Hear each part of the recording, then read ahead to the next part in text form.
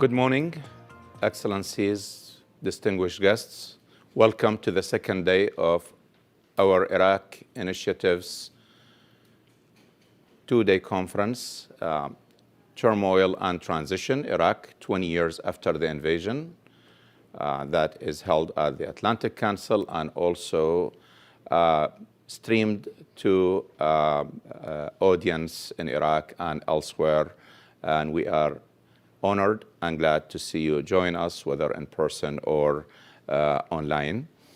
Please feel free to communicate what you hear by social media. This is an on-record event, and we look forward to a great second day. I must mention up front that unfortunately we will not be able to have Dr. Fuad Hussein at this point. It's government formation in Iraq, and everybody is pulled in all directions, but we hope to see if we can have him. Also, we will have His Excellency Dr. Hassan Nadhim, the spokesperson of the Council of Ministers, the Minister of Culture, shortly after the first panel. So we will have a full schedule ahead of us. It is my honor to introduce our first speaker, Mr. Olin Weddington. Mr. Weddington is the founder and principal of Weddington International LLC, an investment and business advisory firm focused on advising institutions on capital investment, financial structure, and business strategy in emerging markets. Mr. Weddington is also the executive director of the project on shaping the Asia-Pacific future at the Atlantic Council's Scowcroft Center for Strategy and Security. And he is a non-resident senior fellow at the center and director of the Atlantic Council's board. He previously served as chairman AIG AIG companies in China, and was a partner at Steptoe and Johnson. Mr. Weddington has also held a number of positions in the U.S. government, including Special Envoy on China, Counselor to the Secretary of the U.S. Treasury, Assistant Secretary for International Affairs, U.S. Treasury, Special Assistant to the President and Executive Secretary, Economic Policy Council at the White House under President George Herbert Walker Bush. He is a graduate of Harvard Law School, and he is a member of the Council on Foreign Relations, the Board of Trustees of the George C. Marshall Foundation, and the Board of Directors of the International Republican Institute. He is a recipient of the Alexander Hamilton Award, which is the highest honor of the U.S. Department of Treasury. And this is only the highlight of, or a number of highlights of his extensive biography on Iraq. I personally would believe that a handful of Americans who were involved with the transition in Iraq have done as much and as well as Mr. Weddington. You will hear from him personally about his experience there. And on a personal note, I consider Mr. Weddington a mentor, a friend, and I can't thank him enough also for his continued and relentless support of the Iraq Initiative all of the years we've been working together. Mr. Weddington, the floor is yours, and welcome. Thank you. Good morning, and thank you very much, Abbas, for your kind introduction. I'm very pleased and honored to be here today to participate in this timely conference. To our online participants, let me say a good morning to you and welcome to the Atlantic Council as well. As Abbas said, this is the second day of this conference, Iraq 20 years after the invasion. And the conference certainly provides a timely occasion to assess where Iraq stands almost 20 years after the U.S. military ouster of Saddam Hussein. and what has been achieved, what has fallen short of expectations, and to exchange ideas on addressing large challenges still confronting Iraq. Today's proceedings, I should say, are clearly on the record. I am confident that you will find the speakers and the panelists highly informative, and that the discussions today will enlarge our thinking on pathways forward to an Iraq more secure, more prosperous, and more responsive to the will of its people as a whole. To our audience here at the Atlantic Council and in other locations reachable by live stream, your participation is also important. An opportunity will be provided for your input as well in the course of this conference day. At the outset, I also wish to commend the work being done here by the organizer of this conference, the Atlantic Council's Iraq Initiative, under the leadership of Dr. Abbas Khadim, who we've just heard from. Spectacular job, in my view, of forwarding this initiative, which has sought to broaden the policy conversation on Iraq beyond a predominant focus on security, military engagement, and Iran, to also encompass the urgent and fundamental priorities within Iraq of economic prosperity, social welfare, employment, delivery of services, climate change, good governance and anti-corruption, restoring trust in government, and Iraq's unique geopolitical role in the region. I believe that this Iraq initiative here at the Atlantic Council has become the thought leader in the Washington, D.C. policy community on Iraq's way forward.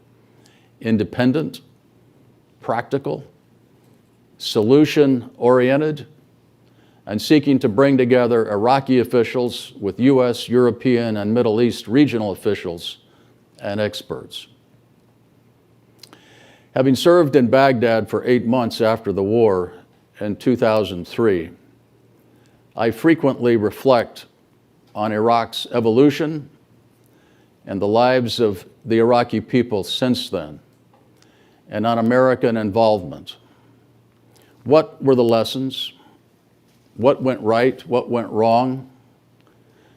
I doubt there will be historic clarity for many more years. 20 years seems to me not to be enough. Comparing gains against cost is quite complex, and in the end may only yield an inconclusive result. Certainly, there have been many tragic consequences from the war in 2003 that were not foreseen and which set in motion destabilizing outcomes. Indeed, we should never lose sight of the need for moral and strategic clarity. Over this 20-year generational span of time, Iraq, the United States, and the world have changed considerably. The future and shaping the future is our primary collective task, hence the priority of this conference. Today, I believe the United States remains committed to a strategic partnership with the government of Iraq and the Iraqi people, and seeks to support a stable, prosperous, democratic, and unified Iraq. The days of a brutal authoritarian regime are over. Today, though burdened by foreign meddling, Iraq is a sovereign state and a full participant in the international system and global economy. Though still vulnerable to security threats and harmed by political dysfunction and systemic corruption, Iraq is a voice of moderation and democracy in the region.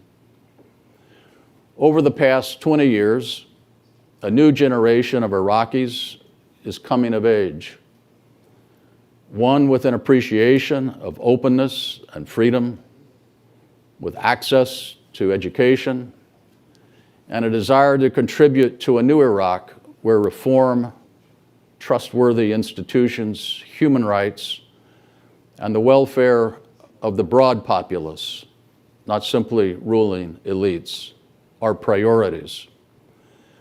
These, in my view, are reasons for hope and the forces to be built upon. Decisions on policy and the content of the social contract are for the Iraqi people and those they have chosen to act on their behalf. The United States and Europe, which have played important roles in Iraq's recent history, should not walk away.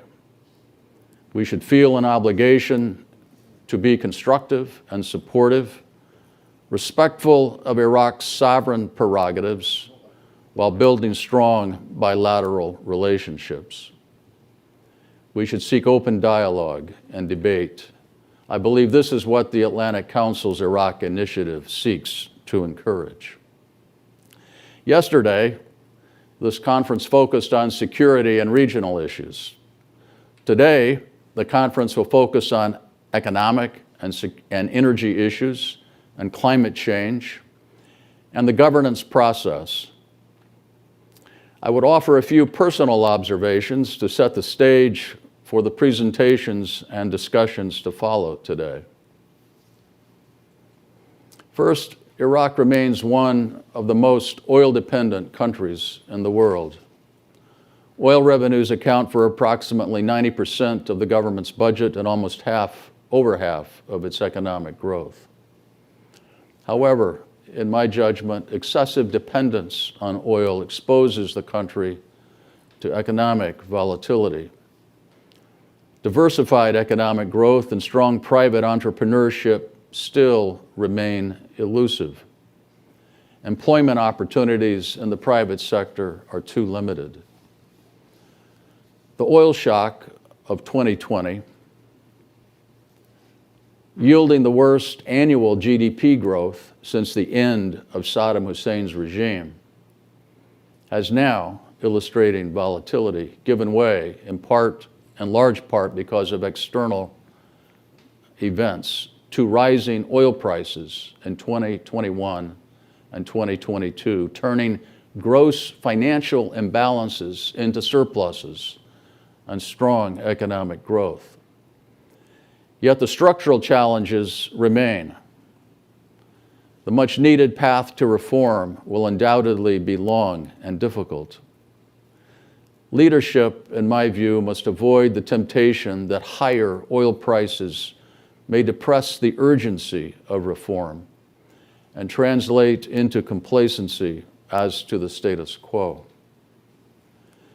The post-2003 political system, constructed around various ethno-sectarian political parties and groupings, though originally intended to restore stability, has become an arrangement in candor for allocation of resources, patronage, and corruption among elites.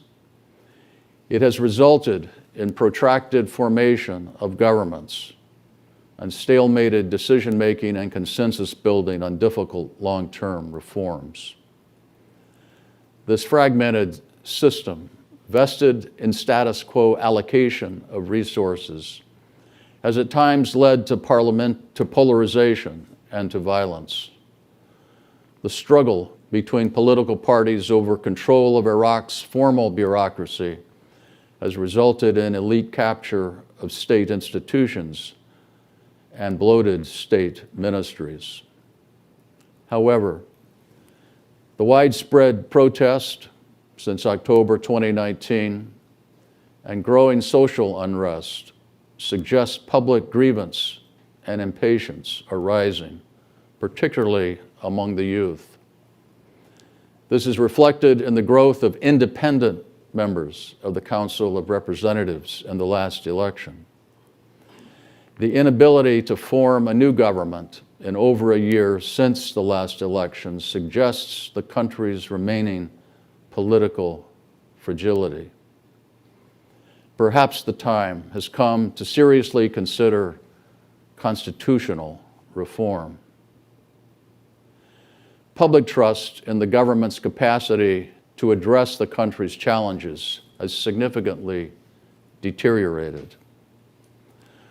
Former Finance Minister and Deputy Prime Minister Ali Alawi, who I should add was a founding member of the Atlantic Council's trilateral Track 2 dialogue, in his resignation letter this past August, lamented the shocking decline in government capacity over the past 15 years, as he found it on his return to government in 2020.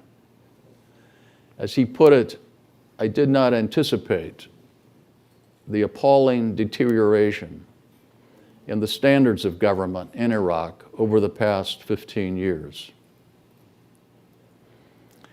In his resignation letter, he addressed head-on with uncommon candor the corruption that permeates the system. His resignation letter is translated online. Most of you, I'm sure, have read it, but I commend it to your reading list. In that letter, he said, "The massive octopus of corruption and deception has reached every sector of the state's economy and institutions and must be dismantled at any cost if this country is to survive." A shocking statement in many ways, but from a man who has experienced and lived it on the ground. He closed his resignation letter with a plea to elites to address three major challenges: corruption, political deadlock, and foreign meddling. I would add Minister Alawi's white paper, which lays out a detailed roadmap for public sector reform, still has great substantive relevance. What it needs is new political champions.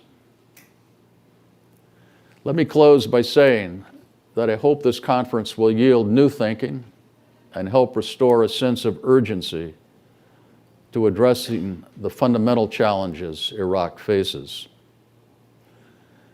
There is a Washington saying attributed to President Reagan that personnel is policy.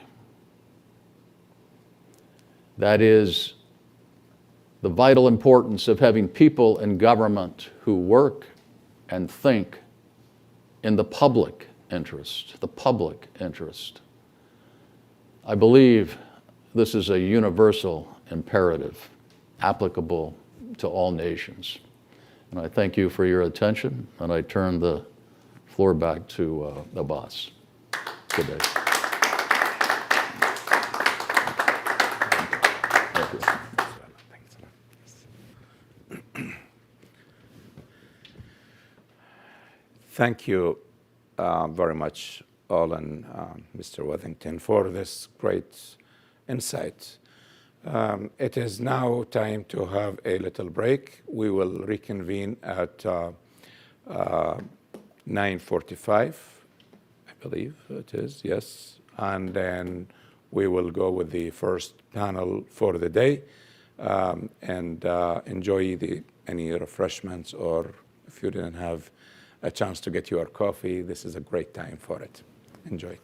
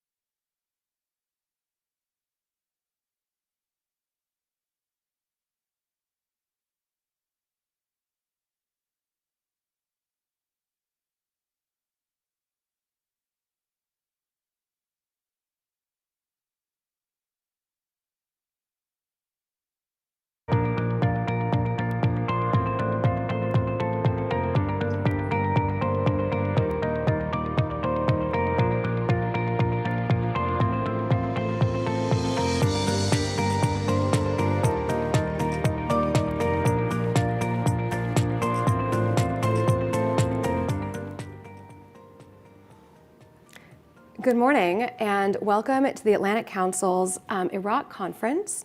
This is our morning panel. We'll be discussing the energy, economy, and environment of Iraq. And before we begin, I just want to thank Abbas Kadem and the Iraq Initiative of the Atlantic Council. And my name is Jennifer Gordon. I'm the director of the Nuclear Energy Policy Initiative at the Atlantic Council Global Energy Center. We are live in our studios and also live streaming out to the world via social media. I am delighted to introduce our panel's esteemed speakers.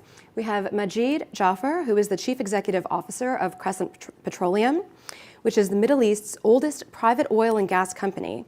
Majid is also the Vice Chairman of the Crescent Group of Companies, which includes interests in port management, logistics, contracting, private equity, and real estate. We have Dr. Lu'ay Khatib, who is the former Minister of Electricity in the Republic of Iraq. He is a member of Iraq's Federal Energy Council and was previously the founding director of the Iraq Energy Institute. And finally, we have Dr. Sara Vakhshuri, who is the founder of SVB Energy International and SVB Green Access. SVB International is a strategic energy consulting firm with offices in Washington, D.C. and Dubai. So let's begin. I want to talk first about energy security because I think this is a topic that has always, of course, been near and dear to our hearts. But in the last year, we've heard a tremendous amount about this issue, mostly in a European context, but of course, highly relevant and crucial in the Middle East. So Majid, I want to turn to you because Iraq is a leading petroleum producer and the second largest exporter in OPEC. However, it still has to import its own gas since its own gas is so often either unexploited or flared. Can you talk to us a little bit about how Iraq can increase its energy independence? Sure. So I think if we look back, we need to look back a little bit, understand the history. So Iraq, major resource holder where OPEC was established in 1960, and originally, like many of the major resource holders in the region, there was this history of colonialism where the Anglo-Iraqi company, which became IPC, had the majority of the revenues from Iraq, and the state received a small royalty of 2 shillings a share. Gradually, that was renegotiated in the 50s, actually by my grandfather as minister at the time. Then you had nationalization in the 70s that many Iraqis saw as a success, and the increase of production. And of course, the war in the 80s and the sanctions of the 90s, the Iraq-Iran war, the 80s, sanctions in the 90s, that cut off the industry and the country from the global industry in terms of technology, finance, know-how. And then suddenly in 2003, with the fall of the regime and the U.S. invasion, it was re-exposed, and the new constitution was written in 2005 calling for maximum investment using latest market methods, and also a federal system with joint authorities between the regions like the Kurdistan region and the central government. Now, that hasn't been fully implemented. We should look at the successes, and there are successes. Production in 2003 was 2 million barrels a day. It's now more than twice that. There are numerous contracts and many fields being operated by international oil and gas companies. However, the contract model that the federal government followed leaves a lot to be desired, the service contract model, which hasn't really maximized the potential investment and has actually cost the budget quite a lot. There are issues of corruption, bureaucracy. There is still, despite the new constitution, a state-centric, more kind of socialist approach in the mindset of many, which harks back to that age of throwing off the yoke of colonialism and having resource nationalism. And we do also have the conflicts or disputes between the federal government and the region, and the Kurdistan region. The necessary legislation hasn't been passed for revenue sharing and the oil investment law. These have been outstanding since 2007 and on the to-do list, and successive parliaments and governments haven't managed that. So in a nutshell, a lot of progress has been made. The potential is massive, 140 billion barrels of proven reserves, and I believe the true figure will end up being much higher than that and potentially the highest oil reserves in the world. But you mentioned quite rightly, Iraq still doesn't have full electricity supplies, and that's a real social and political issue, and relies on imports of natural gas and electricity, while it flares a similar amount of natural gas. So the policies have been lacking, and maybe the will also to really address these issues, which should be addressed to achieve better self-sufficiency. From our point of view, we're a private sector player. We are the biggest private investor and producer of natural gas as a private sector player in the country. The gas we produce achieves affordable electricity for about 5 million citizens in the north and the Kurdistan region. And by displacing diesel, avoids 5 million tons of CO2. We heard yesterday from Chen Gavito, the Deputy Assistant Secretary, how important the climate agenda should also be for Iraq. That kind of thing of developing the gas, displacing diesel fuel for power generation, then can enable things like solar energy that Iraq has also shown an interest for. But the right investment policies to make sure private sector-led projects can take place are very much needed. Majid, thank you so much. And Louay, I want to kind of pick up on some of these themes that Majid mentioned, because I'd like to ask you, from your perspective, what does energy security look like in the context of Iraq? But also, Majid mentioned that there's legislation that has still yet to be passed and that could help enable Iraq further. So what does that legislation look like in your mind? Thanks for the invitation, Jennifer. Maybe you can I concur. It's on mute. If you could. Sorry. Can you? There we go. Yeah. Can you hear me? Can you hear me now? Yeah. Thank you, Jennifer. I do concur with all the points mentioned by Majid.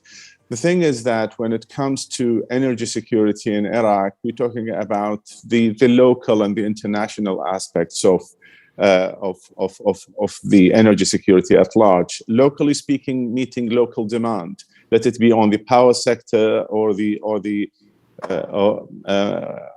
power sector, or meeting the demand, the ongoing demand of the downstream. On the power sector, we saw significant development since 2003. I would say at least 7-folds of increase of power generation. Yet again, it's never enough in Iraq, because the demand still going up because of the increased level of populations year on year, around 3%. The expansion on the economic side, as well as the issue that we face commercially when handling the tariff. The subsidies is almost 90%, and eating, I would say, just on the electricity, at least 15% of the federal budgets to meet the need for the national grid to continue, while the collection is hardly meeting 10% of that expenditure. On top of that, we have the subsidies on the byproducts and the rations and so on. So there are a lot of things need to be taken into consideration when it comes to economic reform. Let it be on the institutional side, on regulation, commercial, as well as legislations. On the legislations, the hydrocarbon law is the most significant item that need to be taken into consideration after the referendum of on the Constitution of 2005. Unfortunately, this has taken way too long because of the disagreements between the various political factions on a unified draft, and this is because of the various interpretation of the Constitution, and when it's closely linked to the revenue sharing and how the revenue sharing need to be kind of equally, the federal revenues need to be equally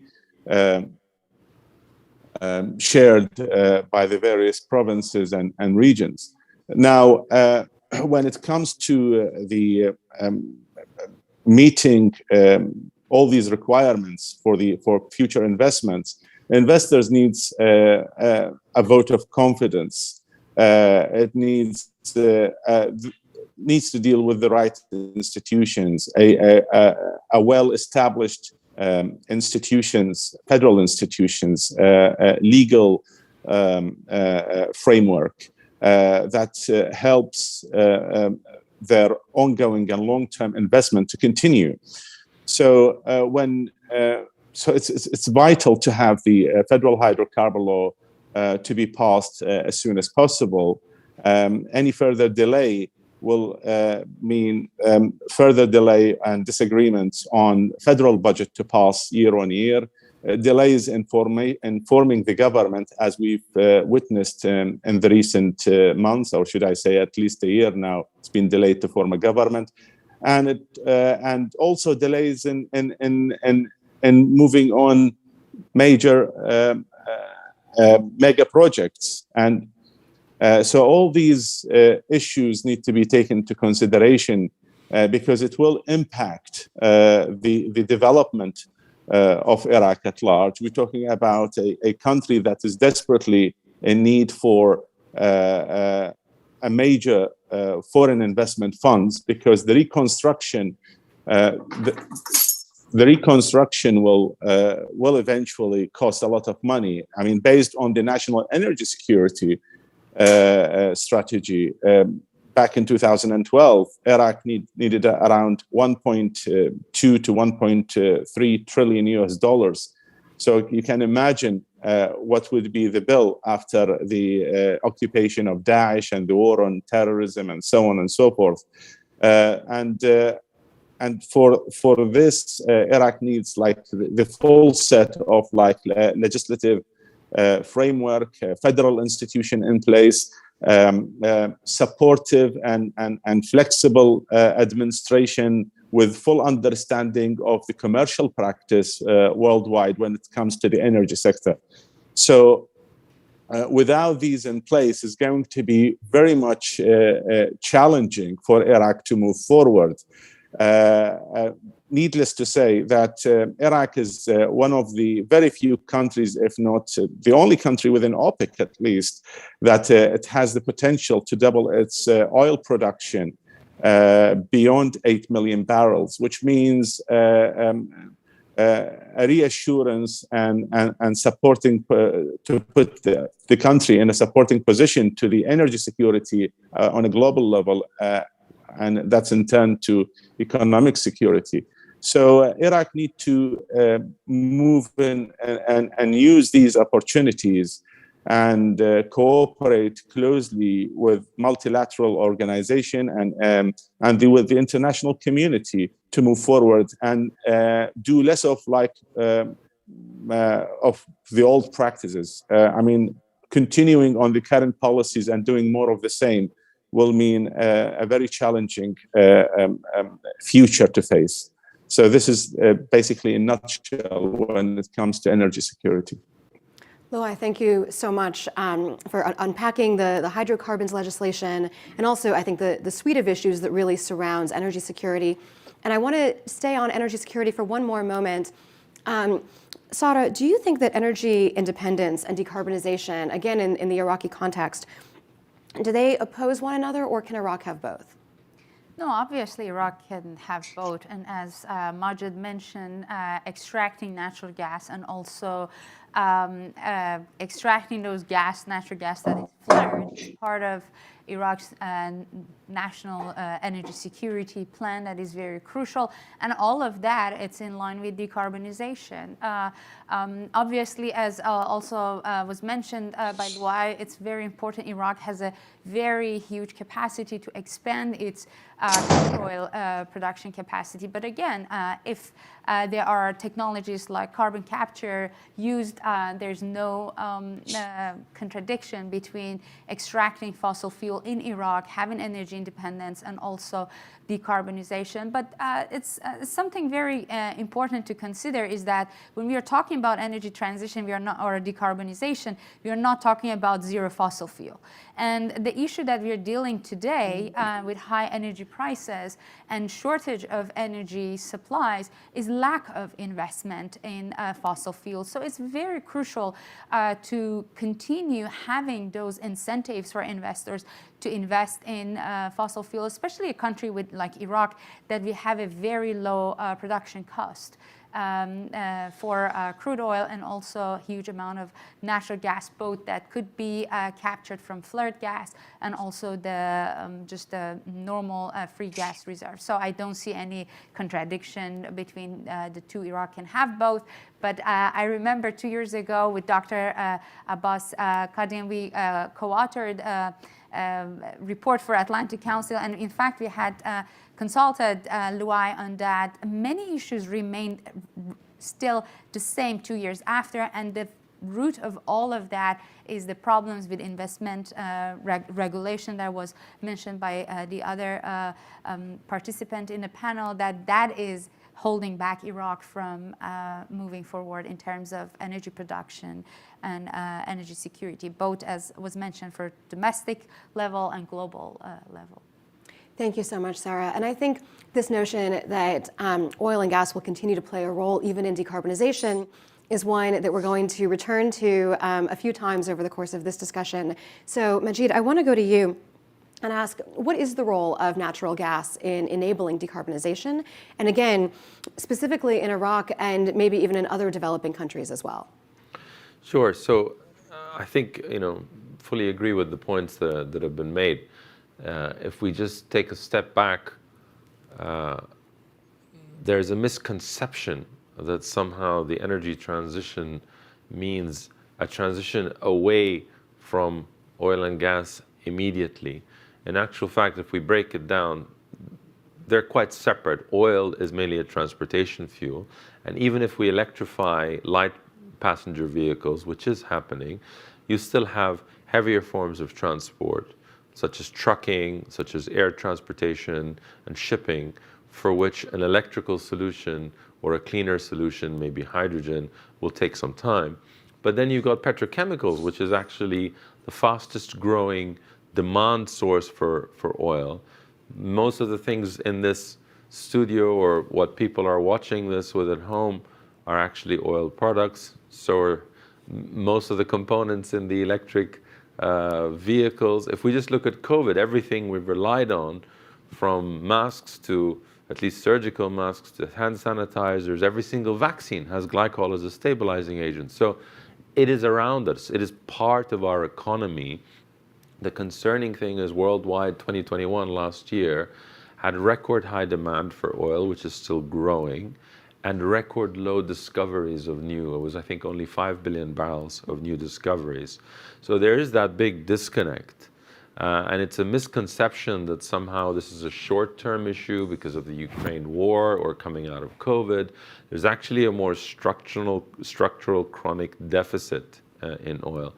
Turning to gas, it is not only much cleaner than, for example, coal or liquid fuels such as diesel.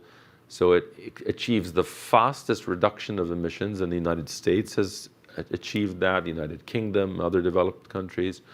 But it is also a necessary enabler for renewables, because you need your stable baseload power to be able to add on intermittent fuels or sources of energy, such as solar or wind, for when your sun isn't shining, like at night, or the wind isn't blowing.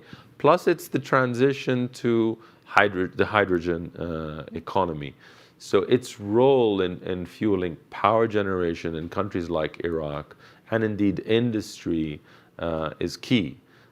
We're seeing a shortage now of gas supply, and for geopolitical reasons, Europe in particular wants to diversify away, and Iraq can and should be playing a key role in supplying global markets, but it first needs to address its own needs at home. Absolutely. Thank you so much for that answer. And I want to turn a little bit to looking specifically at electricity. Luai, just a few weeks ago, Iraq's prime minister confirmed that an electricity connection line with Jordan would actually enter service by June of 2023, which is right around the corner. So what's the significance of this for Iraq and for the broader region? Of course, the interconnectivity, it's important, and for various reasons. To start with, to have like a more like stable national grid and create a utility market within the region. And the project is, I mean, of the concept of interconnectivity with neighboring countries and with the region has been going on for many decades. And it was during my time, during my ministerial tenure, that I signed the interconnectivity initial MOUs with Saudi Arabia, with the GCCIA via Kuwait, and we completed the synchronization with Iran and finalized the negotiation with the Jordanians and the Turks. However, when it comes to relying on importing electricity, that's something, importing electricity from neighboring country, I think this is something that we really need to take it like cautiously and carefully, because, for example, Jordan, the imports from Jordan could be anything between 150 to 200 megawatts. I mean, this is nothing compared to what Iraq needs year on year to meet local demand. Based on the current power generation growing demand, Iraq needs to build and add a good 2 gigawatts every year. If I would add the GCCIA potentials and Saudi Arabia plus Turkey plus Jordan will not add up to the 1 year increase. So we really need to take into consideration that such initiative with neighboring countries, yes, it is important to diversify supply of electricity, a source of imports of electricity from various countries, create a competitive market, utility market, and help stabilizing the national grid, but not necessarily resolving the electricity crisis within the country. That will require a lot of measures, including addressing the subsidies, addressing the issues of like the improving the national grid performance and the power generation, smart gridding, the national the distribution sector, privatization, decoupling the regulators from the various companies, specifically the public companies. That is very much like linked heavily with the ministry's performance, but while creating unnecessary conflict of interest and eventually creating a more like a potentially corrupt and a badly managed business environment. So there are a lot of reforms need to be taken into consideration to not only improve the performance of the national grid and create it and turn it into a profitable sector, but also to make use of the interconnectivity when it comes to wheeling electricity and turning Iraq into a powerhouse, a power hub for as a transit country for electricity trading. Luai, thank you so much. And Majid, you look like you have thoughts on this, I think, from a private sector perspective on the electricity question.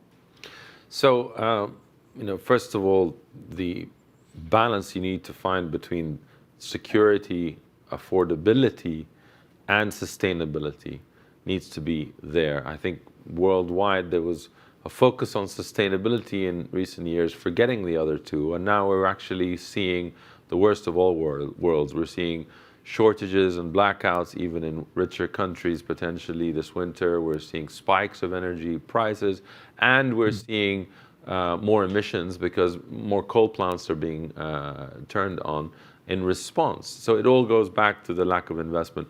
I totally agree with Luai. Iraq should be the one supplying electricity to energy poor neighbors like Jordan, not the other way around. The fact that that's even being contemplated is an evidence of failure of policy, quite frankly. The resources are there, the investment needs to be there. And I think when we look at capital markets and global institutions, and we've had good support from the U.S. DFC for our gas expansion project in the Kurdistan region. But there needs to be this recognition that actually gas has a critical role to play as a transition fuel, so-called, displacing liquid fuels and enabling other clean sources of energy such as renewables. I think Iraq can play that role in regional markets as well as global markets, but it needs to address these issues at home. And it stems from things like having a gas price. And actually the Ministry of Oil does now have a formula in its more recent contracts that is very workable, and also recognizing that for gas, the types of processing, transportation, midstream infrastructure need regulations that are different from the upstream in order to attract the necessary investment. Thank you so much, and completely agree that Iraq should be in a situation to supply electricity to its neighbors, and that is, I think, what makes the most sense for the region. And you mentioned renewables, and Sada, I want to go back to you and ask, Iraq has renewable resources, especially solar, wind, hydropower. So where do the renewables fit in within Iraq's broader energy mix? Well, again, it's not huge, but it's not zero. Iraq already has agreements with Masdar company in Abu Dhabi, with Power China, and also with Total to expand its renewable energy.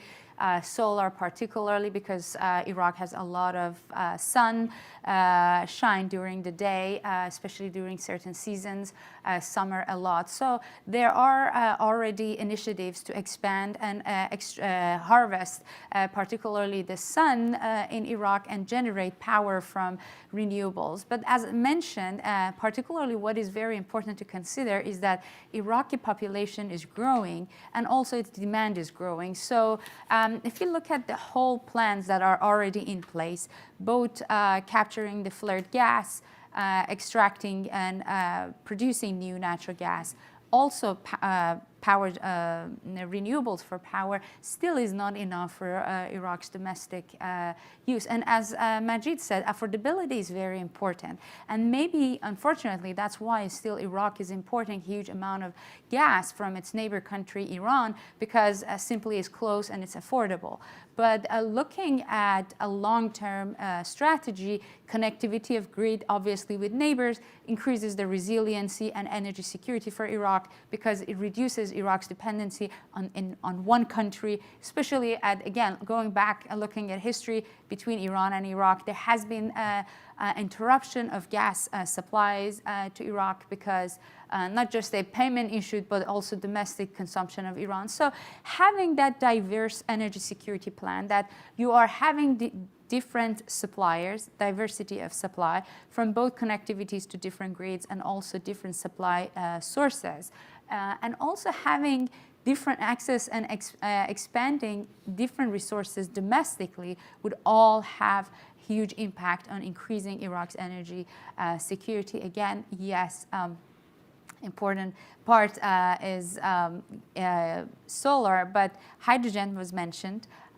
Different renewable sources. If Iraq could have enough natural gas resources for power and also substituting those liquid power, definitely Iraq could expand the potentials and options for different types of renewable energy. But at this point, still these harvesting these resources are not very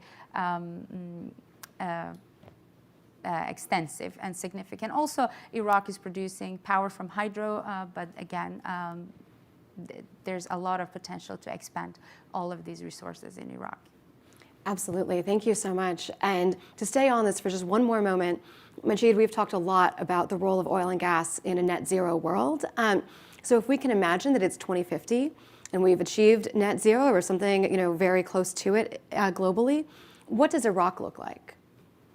So the first thing is actual production of energy needs to be cleaned, in terms of processes. So our own production, we're producing 500 million cubic feet of gas per day, looking to plus associated liquids, 1,000 tons plus of LPG, condensate. We're looking to double that in just the next 3-4 years. But we made a concerted effort to reduce our emissions and flaring to near zero, and then offset the remainder with carbon credits supporting renewable energy in Asia, wind projects in Mongolia and China, to achieve net zero carbon neutrality across all our production last October, not in 2050. The challenge I see worldwide is governments have made these pledges of 2050, 2060, 2070, when we're all either retired or dead, and then and then basically, starved investment in energy. So it actually has done nothing to help with climate change. Emissions are still rising because demand is still rising. I mean, trying to starve the supply, climate change is ultimately a consumption issue.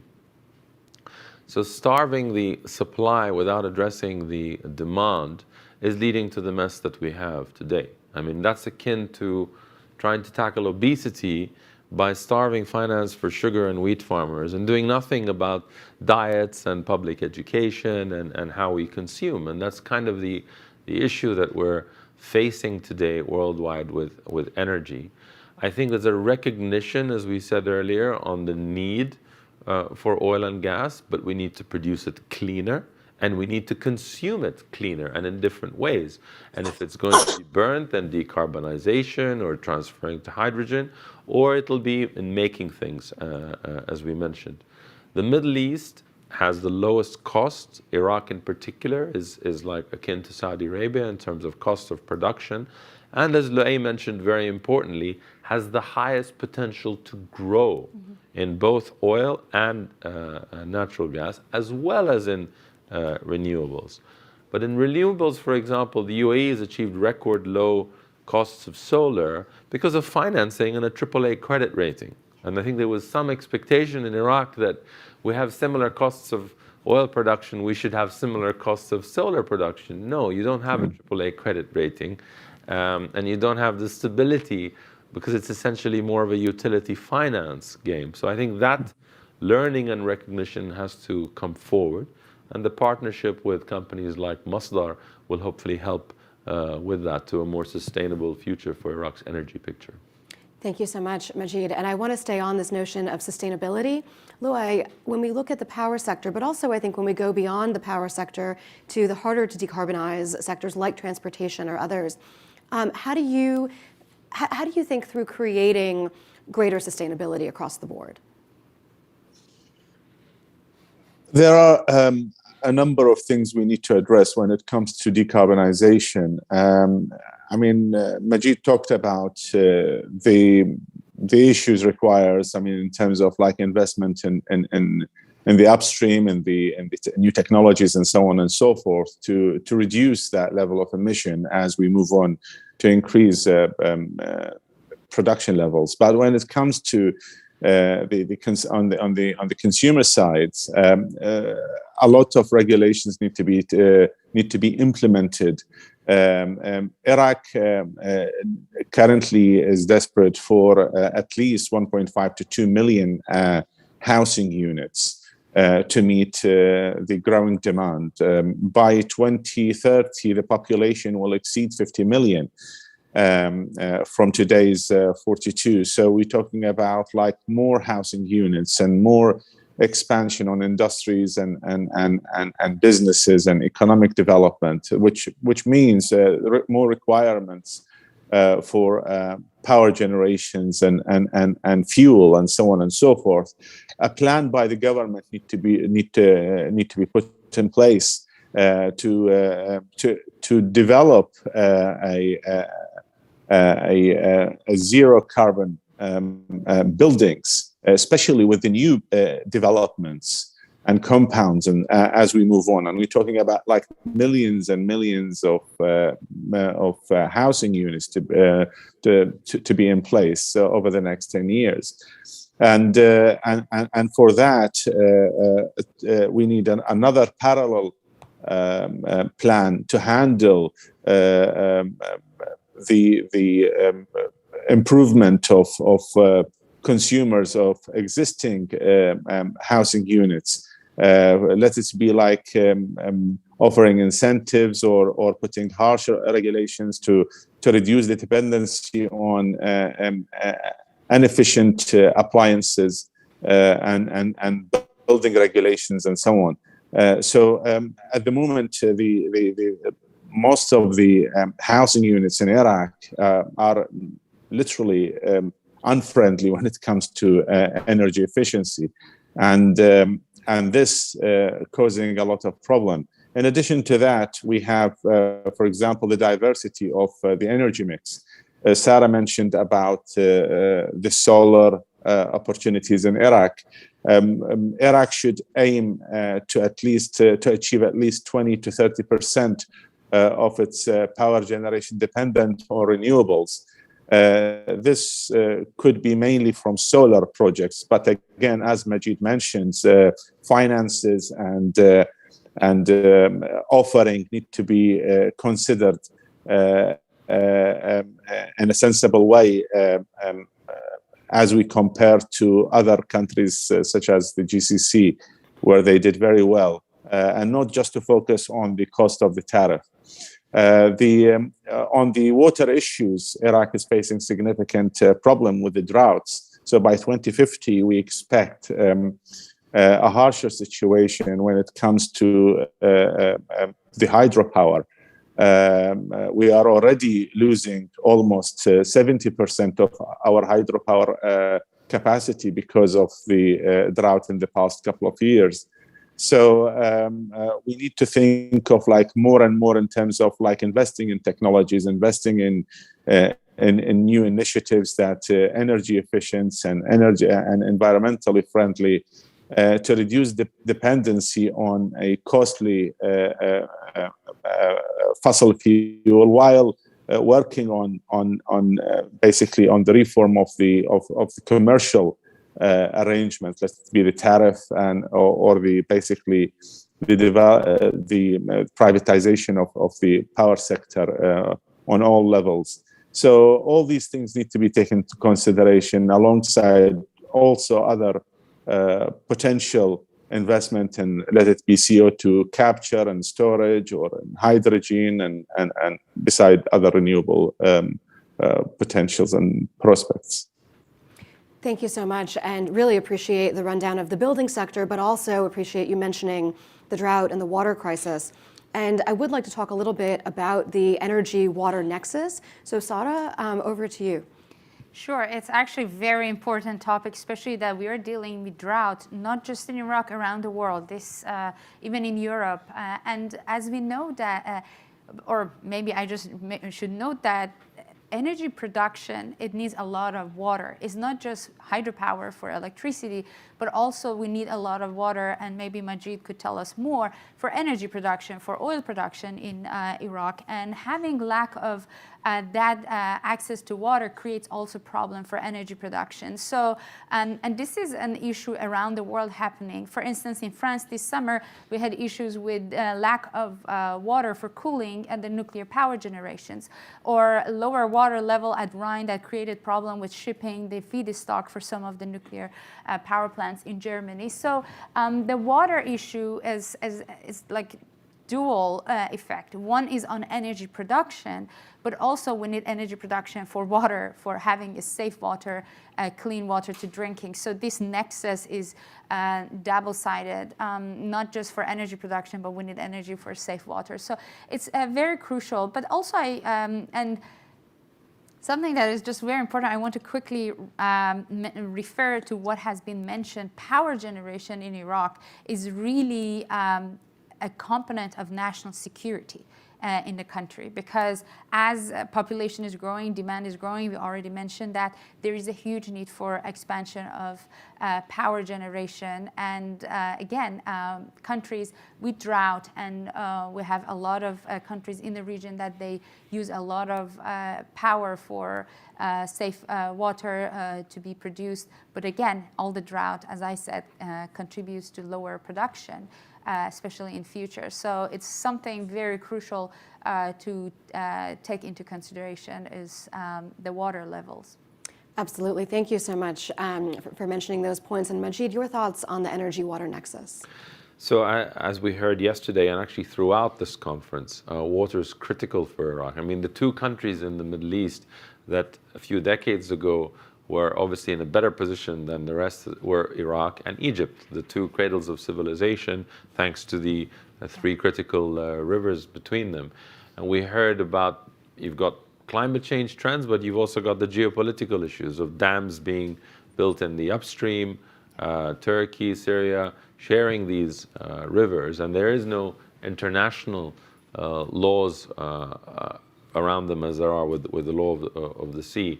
Water, but however, if we look at other developed countries in the region, such as the GCC, which relies on water desalination. I mean, all the golf courses in Dubai, there's no natural water supply, it's desalination. Israel has shown with agriculture, of course, how to have drip feed agriculture that maximizes output for minimum water input. The agriculture system in Iraq needs upgrading. The last time there were major investments in infrastructure for flood and water management was really back in the 50s. And we've had this huge urbanization, and as was mentioned, 1 million new people every year. So the demands are also going up. In terms of the needs for the energy sector, with Sarah mentioned, you've got the long-standing plan for a big water treatment project in the south in Basra that has been continually delayed. It's been grouped in with upstream projects and other energy projects. My personal view is that's a mistake. It's a very different type of project, these kind of infrastructure projects.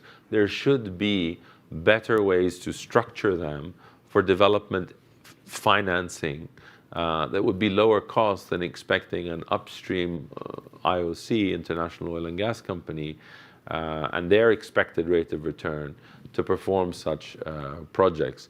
So there will be more need for the water for the commensurate production, but really it will take overall better management of water resources and use countrywide. Majid, thank you so much for those insights and for bringing up agriculture and just the investment that I think is needed. I want to switch gears just a little bit. I'm looking at these signs that say Iraq 20 years after the invasion, which I don't know about you all, but it makes me feel very old. And I know that Olin Weddington began by mentioning that there have been successes, but challenges, of course, remain. So I'd like to go in order and ask each of you, what have been, in your minds, maybe the greatest energy policy successes, but also the challenges that we still are facing in the near term? So Majid, let's start with you.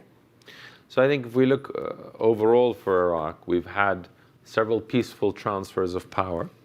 They've taken, on average, a year now, which is not very efficient. On the energy side, we've had a doubling of oil production, a recognition in the last few years of the importance of gas, and stated ambitions. What we've lacked is the necessary legislation.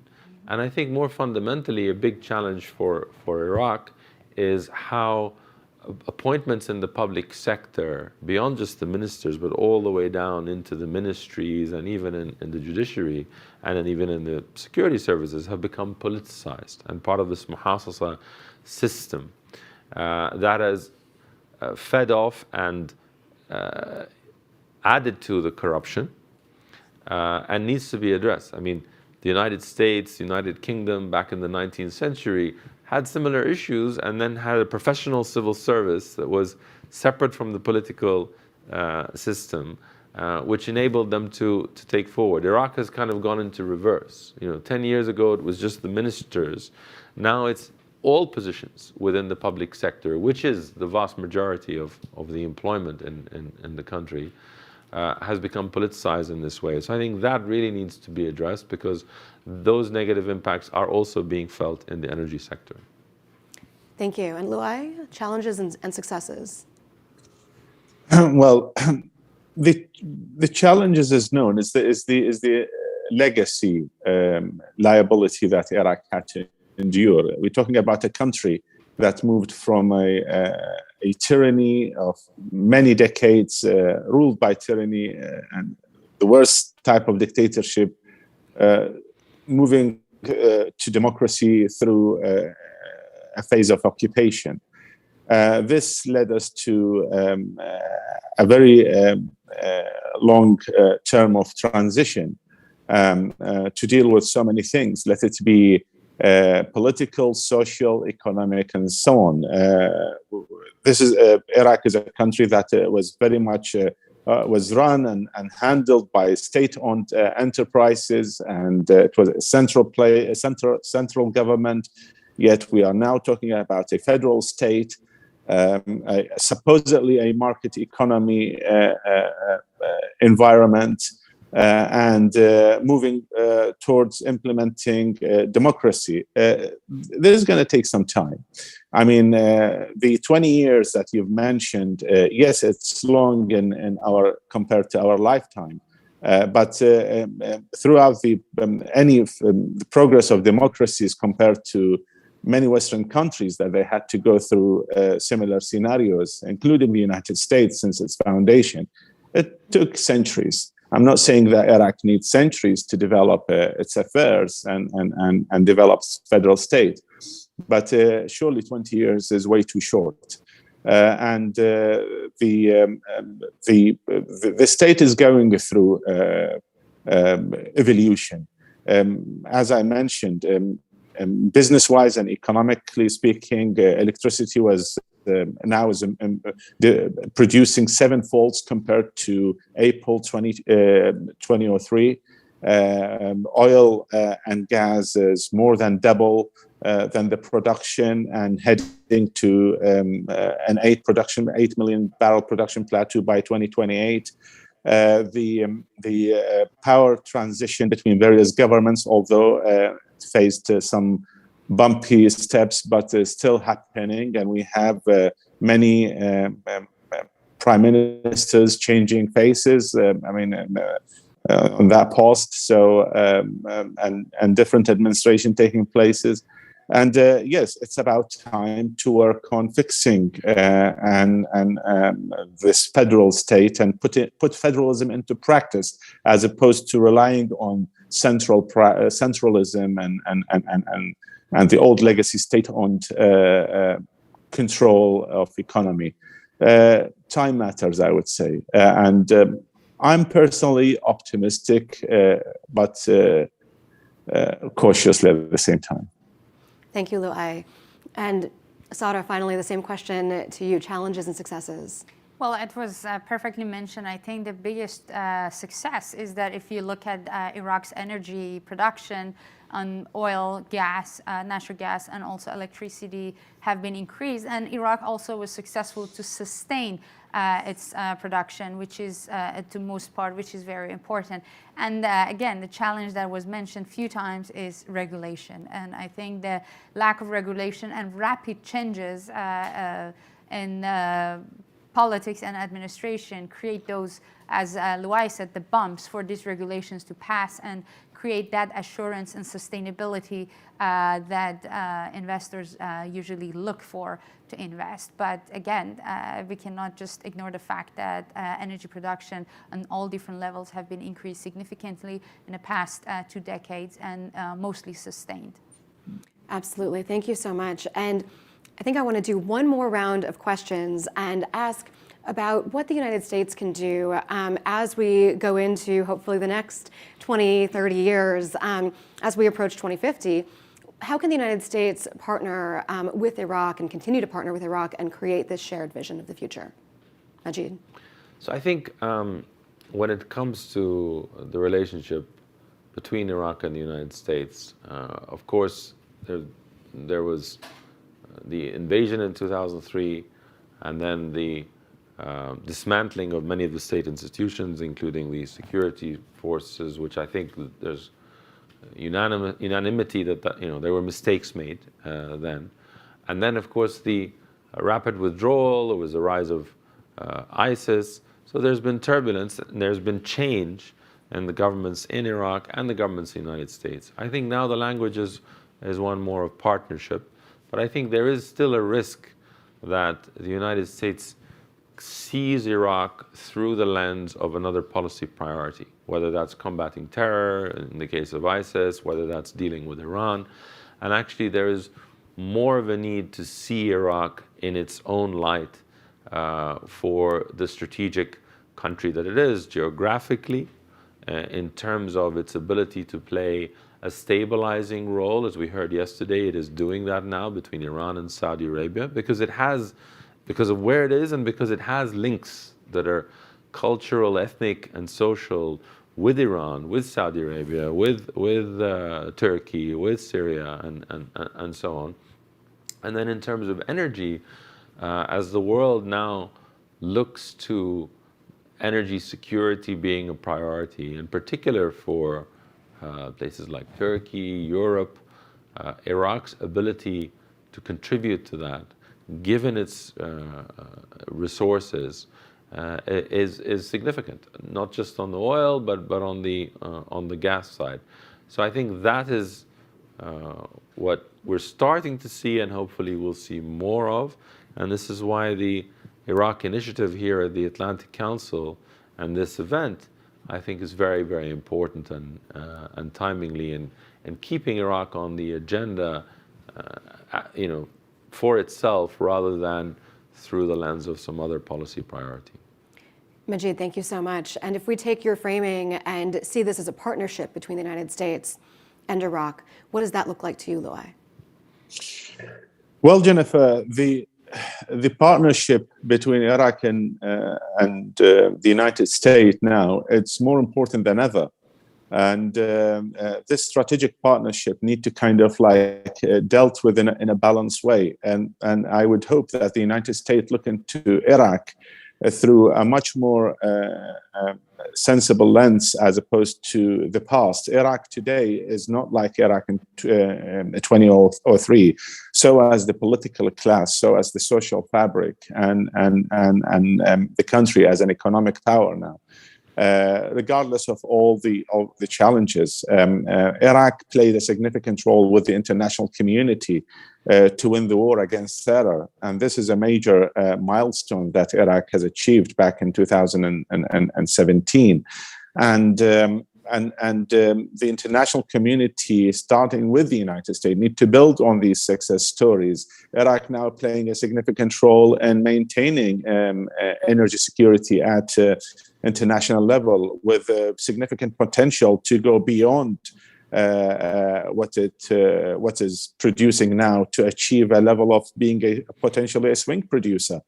And just like the United States want to have a diverse and balanced relationship with its partners in the Middle East, so as Iraq need to maintain a balanced relationship with its international with its relationship with other countries, let it be regionally or internationally. We would hope to see that the language and the practices between the United States and Iraq as dealing between a state to state, as opposed to dealing with a country that it used to be or a less important or a compromised state because of the past occupation. I think the United States can invest a lot in education and technologies, and to support Iraq on those two portfolios, and invest in supporting the youth of Iraq with focus on education and technologies. Education with the duality of technology and education, I think Iraq can achieve much more to make this strategic partnership and and that cooperation framework between the two countries much more fruitful and meaningful in the coming years and decades. Thank you, Luay. So we've heard state-to-state relationship from you and partnership from Majid. Sara, back to you. Well, I think this is the most important part, because if we look at the U.S. private sector, usually the government cannot really tell or like directly have U.S. companies go and invest in Iraq, but encouraging the U.S. companies, the private sector, but also on a state-to-state level, creating this partnership both for, as was mentioned, technology and knowledge, I think is very crucial also for the energy industry to move forward and helping with Iraq to create that diversity and energy independence that we were discussing at the beginning of this event. Thank you so much. So are there any audience questions? Yes, we have one in the front row. And please say your name and affiliation. My name is Aydın Selcan from Istanbul, Turkey, now an independent foreign policy analyst, former Turkish Consul General in Erbil 10 years ago. And thank you very much for this conversation. It was very mind-opening.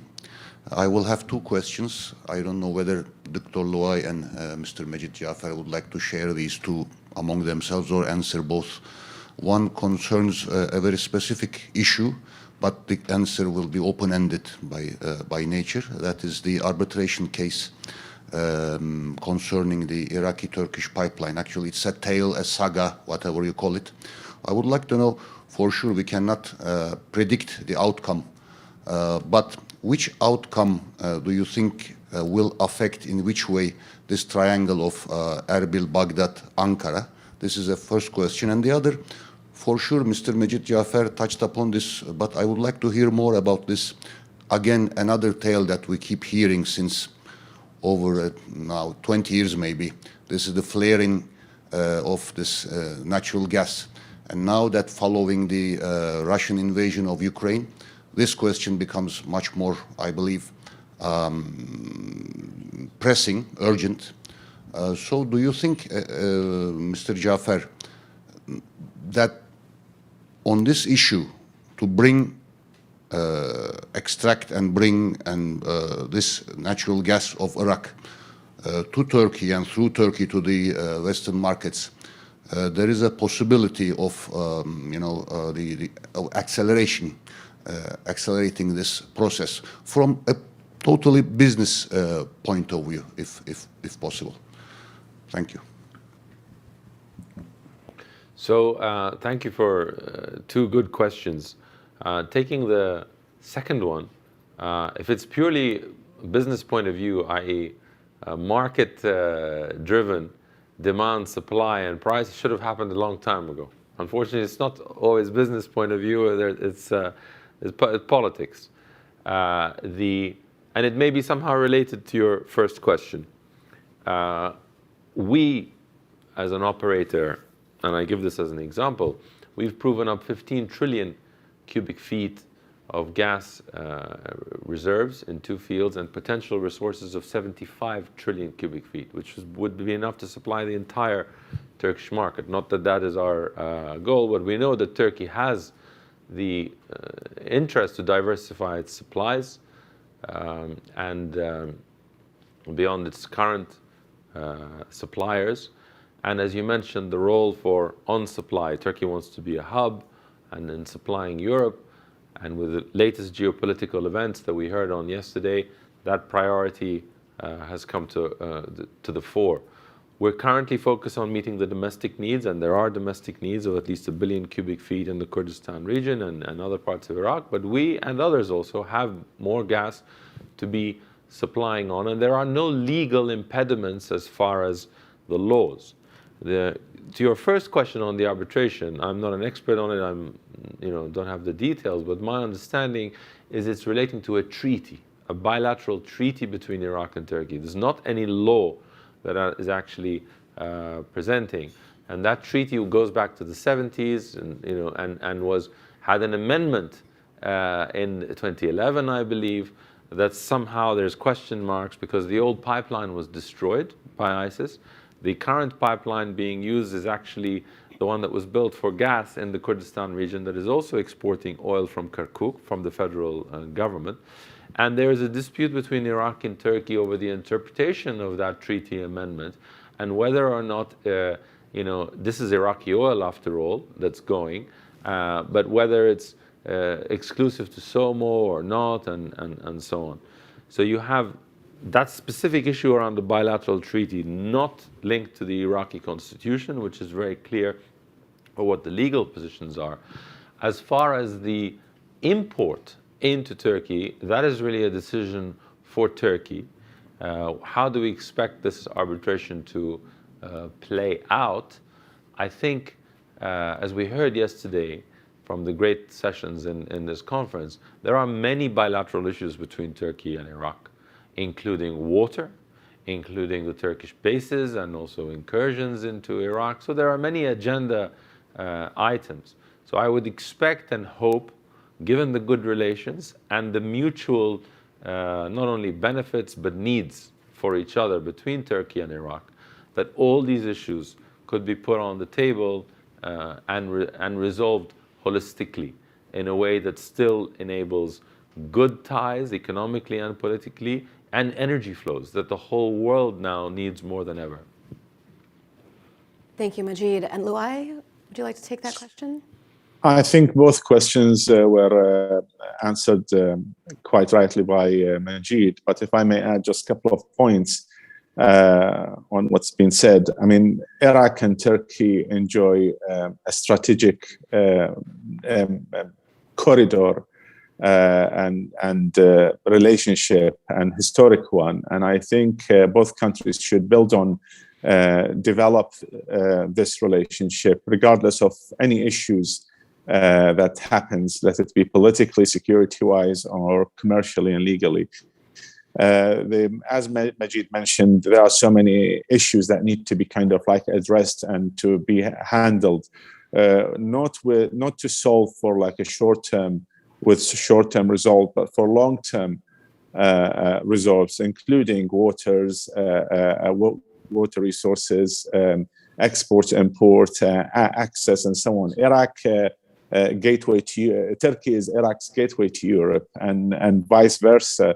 Iraq is Turkey's best client when it comes to investment. There is a commercial exchange of at least $12 billion a year that goes to the benefit of Turkey mostly. Most of the Iraqis use Turkey as their best destination for tourism. And all our imports, or most of our key imports, coming from via Turkey. So eventually, with the what Iraq and Turkey need to work on is how to turn this neighborhood into some sort of economic confederation to cooperate on water resources, on agriculture, on energy portfolios, and mega projects, investment and reconstruction development. All these things need to be taken into consideration before taking any stubborn position on any issue, let it be on the litigations or issues to do with the imports of oil and other legal matters, or security problems that to do with the various basis spreads in the northern part of Iraq. Luai, thank you so much. And I think we have time for just one more question. Please. Abdullah Al-Qadi from Crescent Petroleum. My question to His Excellency, Dr. Luai Al-Khatib. Your Excellency, we have been hearing about the problem of electricity in Iraq all the way from 2005 until today. It's a continuous sad saga, unfortunately. And we just heard from you today that annually we need minimum 2 giga additional. When do you think this saga will end?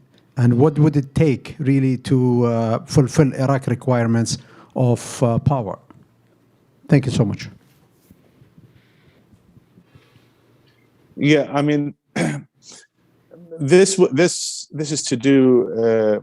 It's closely linked with economic results as well as institutional and legal. Just to correct this statement that Iraq's problem has been going on since 2005. No, Iraq's electricity dilemma was going on since the early 90s, since the 1991, and when it's lost its capacity because of the U.S. invasion back in the early 90s. And since then, Iraq has been experiencing very bad supply, specifically during the sanction years. Cities hardly received, most of the cities in general, with the exception of Baghdad, hardly received something like 3-4 hours a day.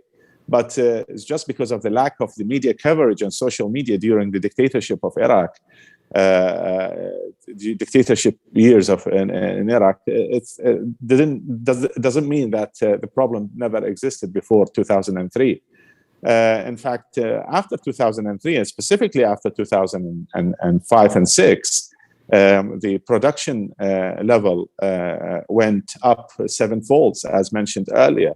But again, because of the issue, for example, of subsidies, which is almost 90%, it will continue to push demand to increase unnecessarily.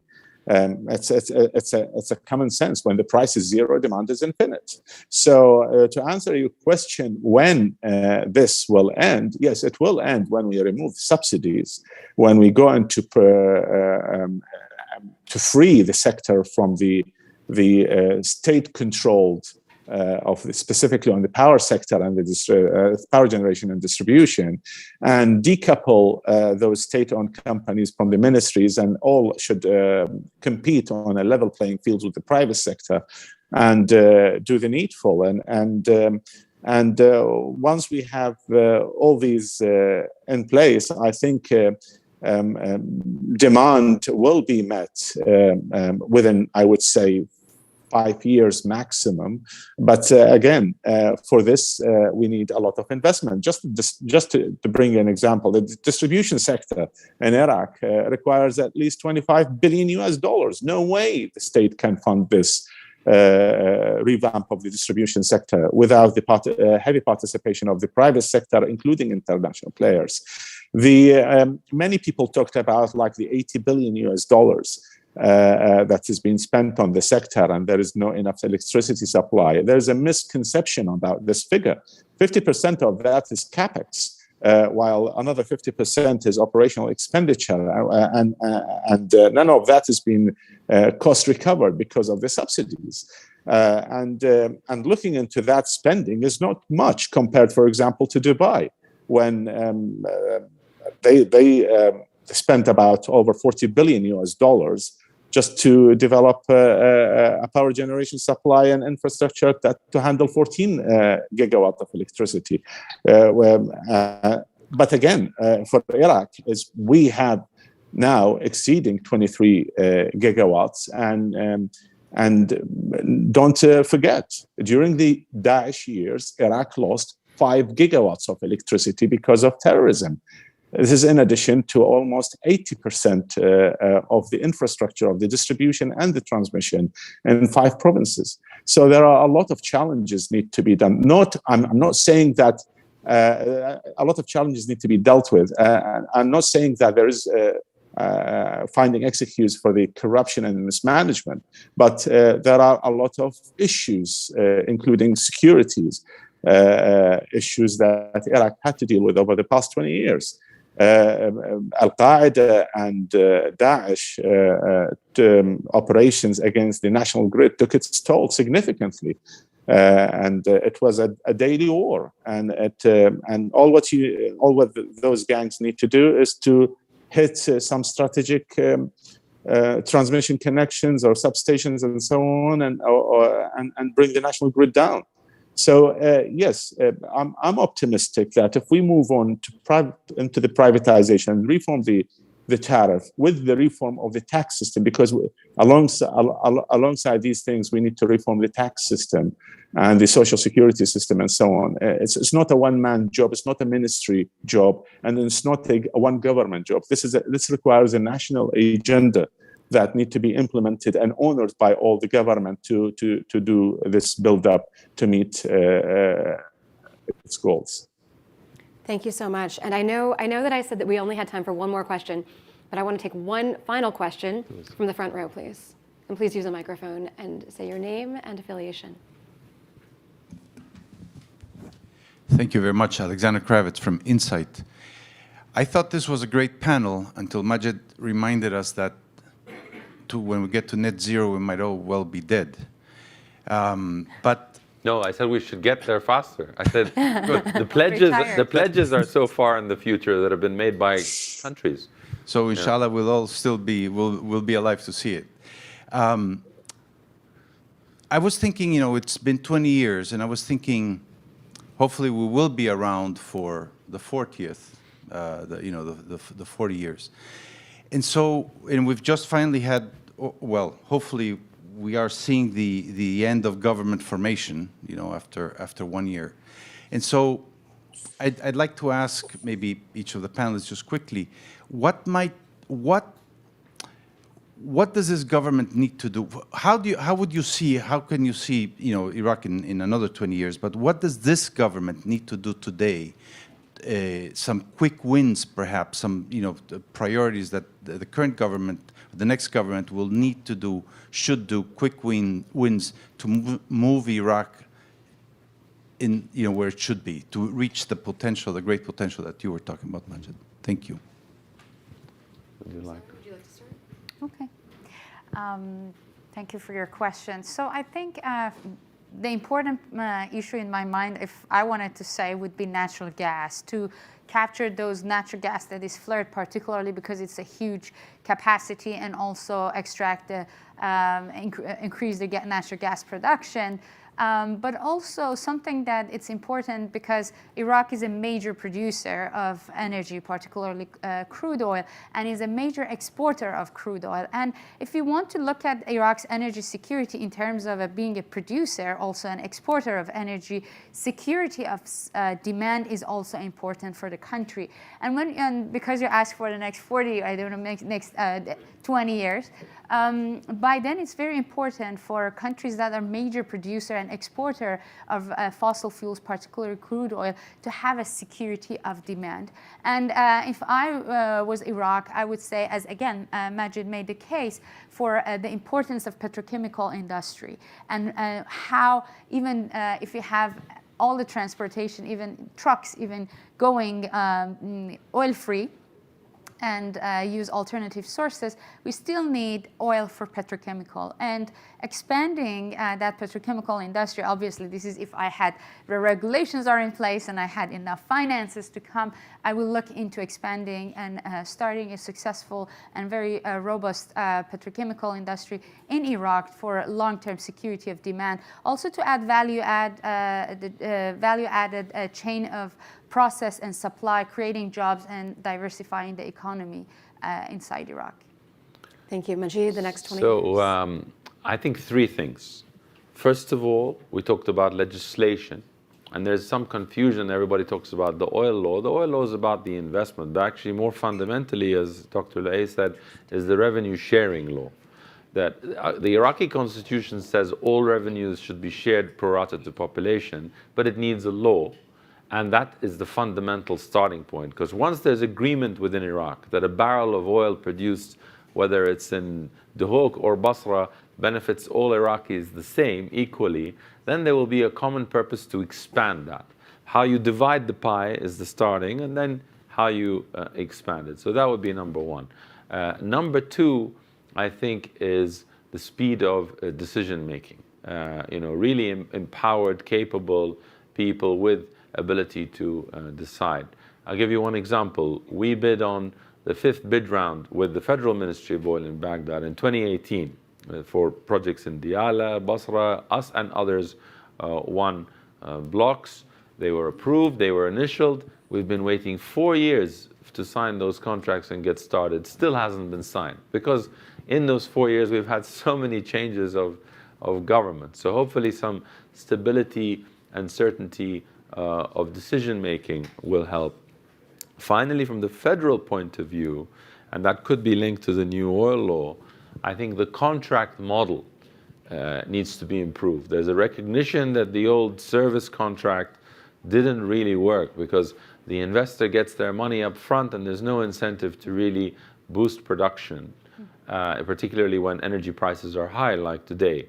The more recent revenue sharing model that the Federal Ministry of Oil started using is a significant improvement, but that model, the new model, in my view, should be retroactively applied to the old contracts, and you'll see a much bigger growth. Because at the moment, you're seeing serious oil majors like Exxon, like Shell, leaving Iraq.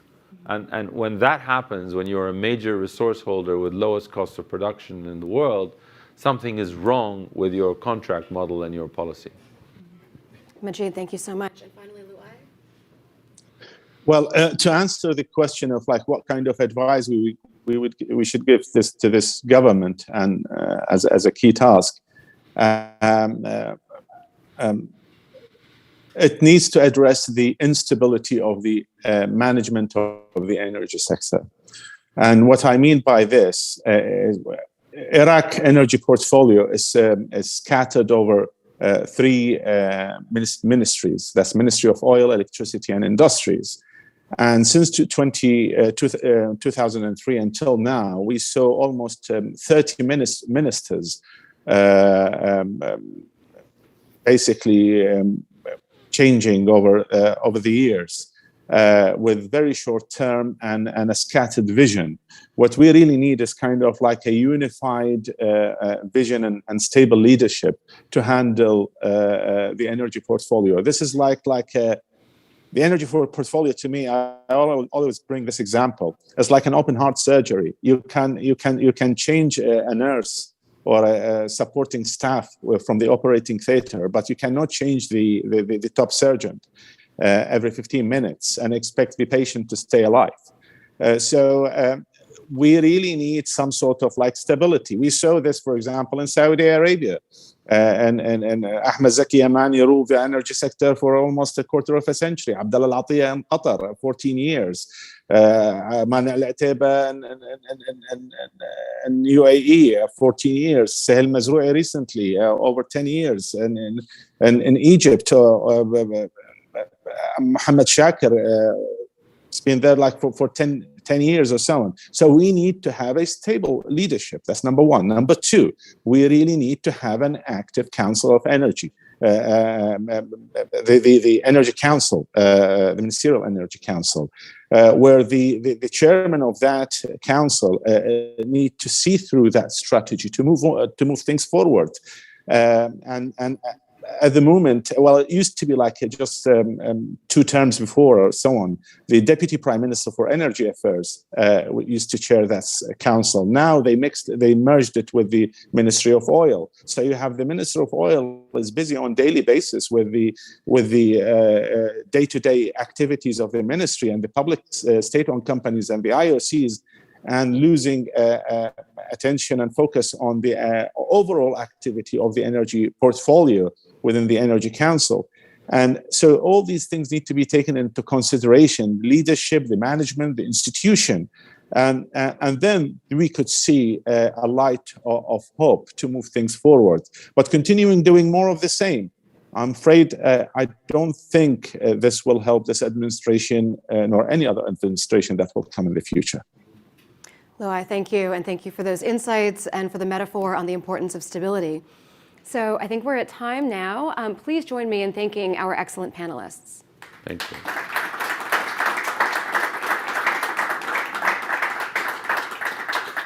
Thank you, and now I'm delighted to hand it back over to Dr. Abbas Kadhim.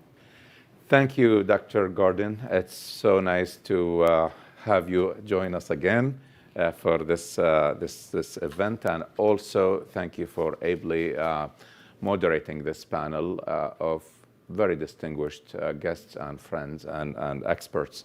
Now we are going to have a break, and we will reconvene 10 minutes after the hour.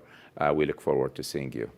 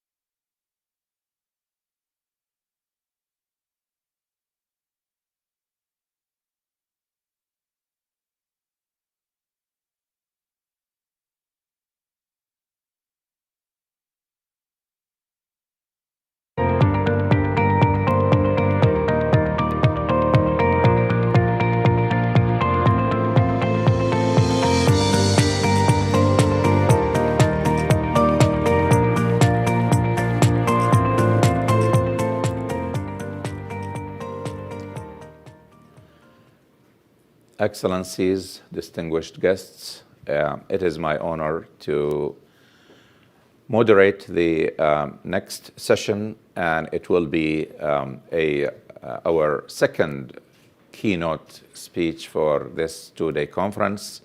We are happy, and I am personally honored to have with us the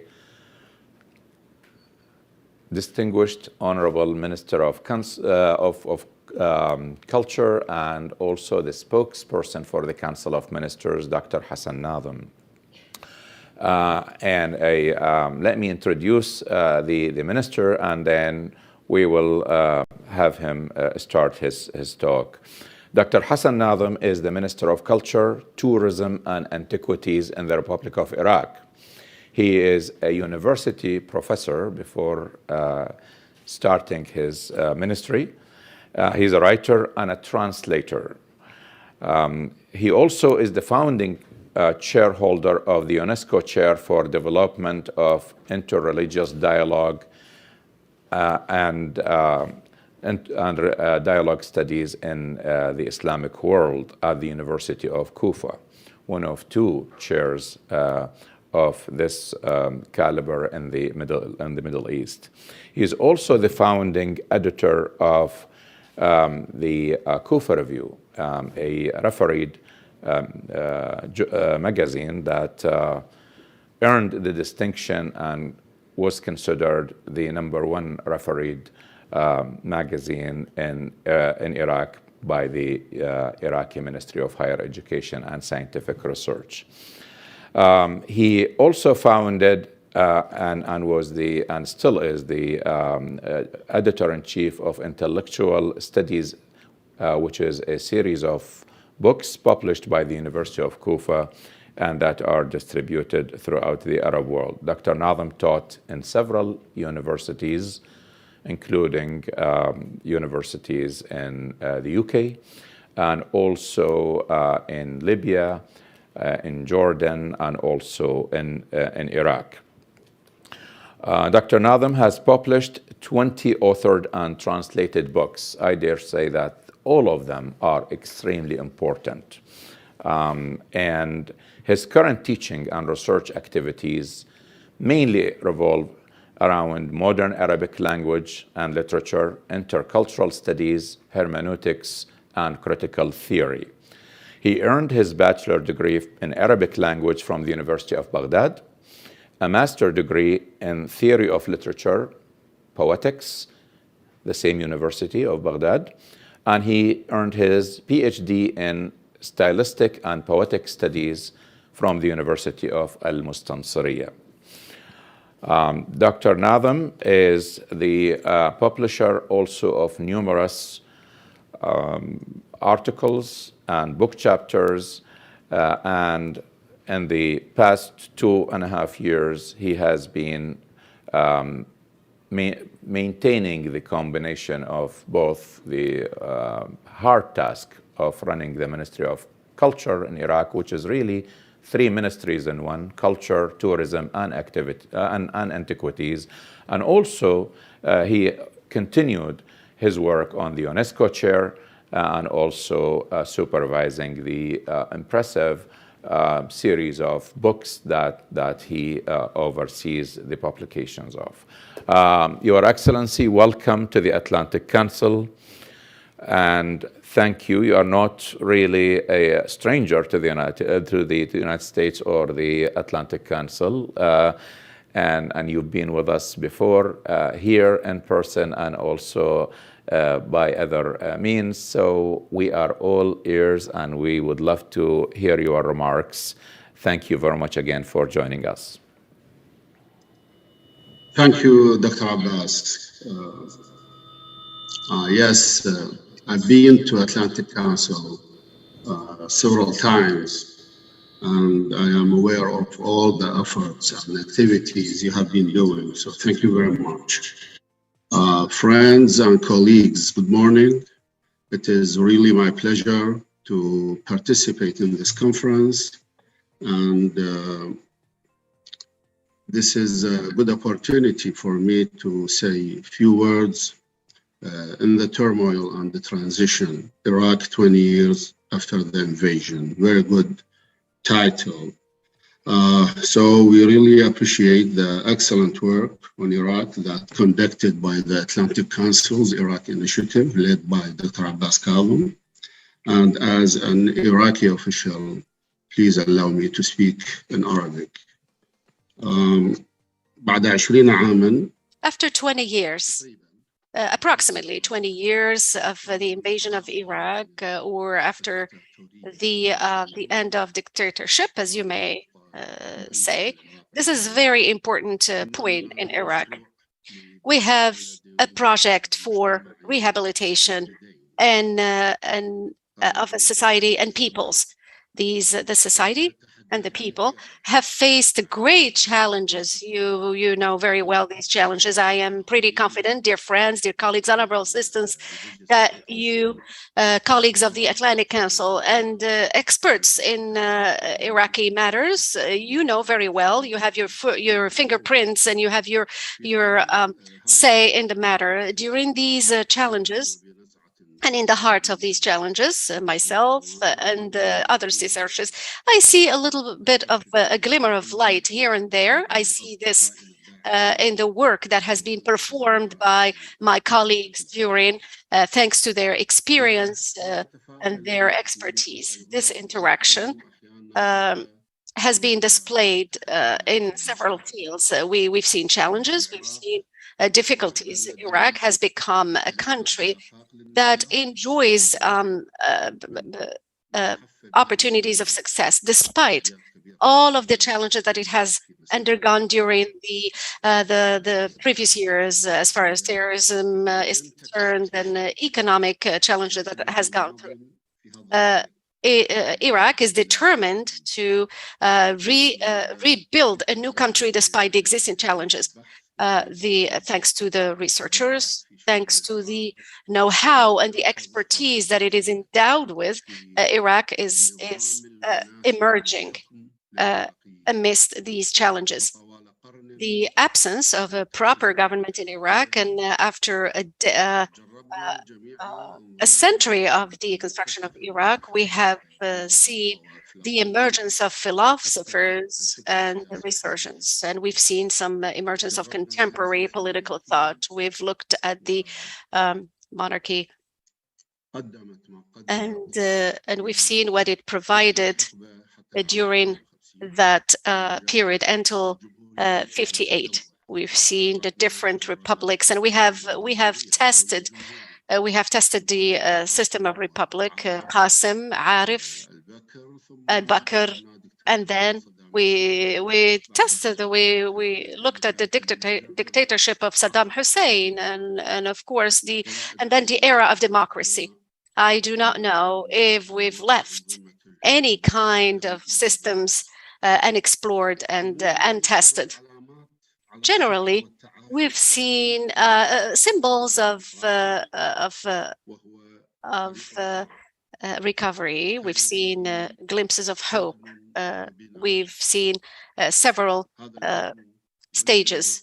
We've seen destruction, we've seen rehabilitation, and I hope that the work that we've doing now will lead to the reconstruction of a new Iraq today. Some of researchers talk about a no state. They talk about the last book that was published by Abdel Jabbar, that was translated by Ali Hakim.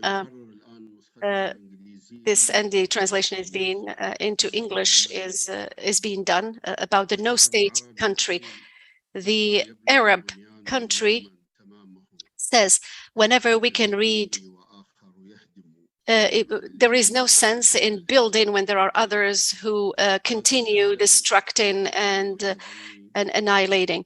So this destruction provides the opportunity to look at what can be done to rebuild Iraq. This may take time to treat the existing issues, the issue that has remained pending during all those centuries.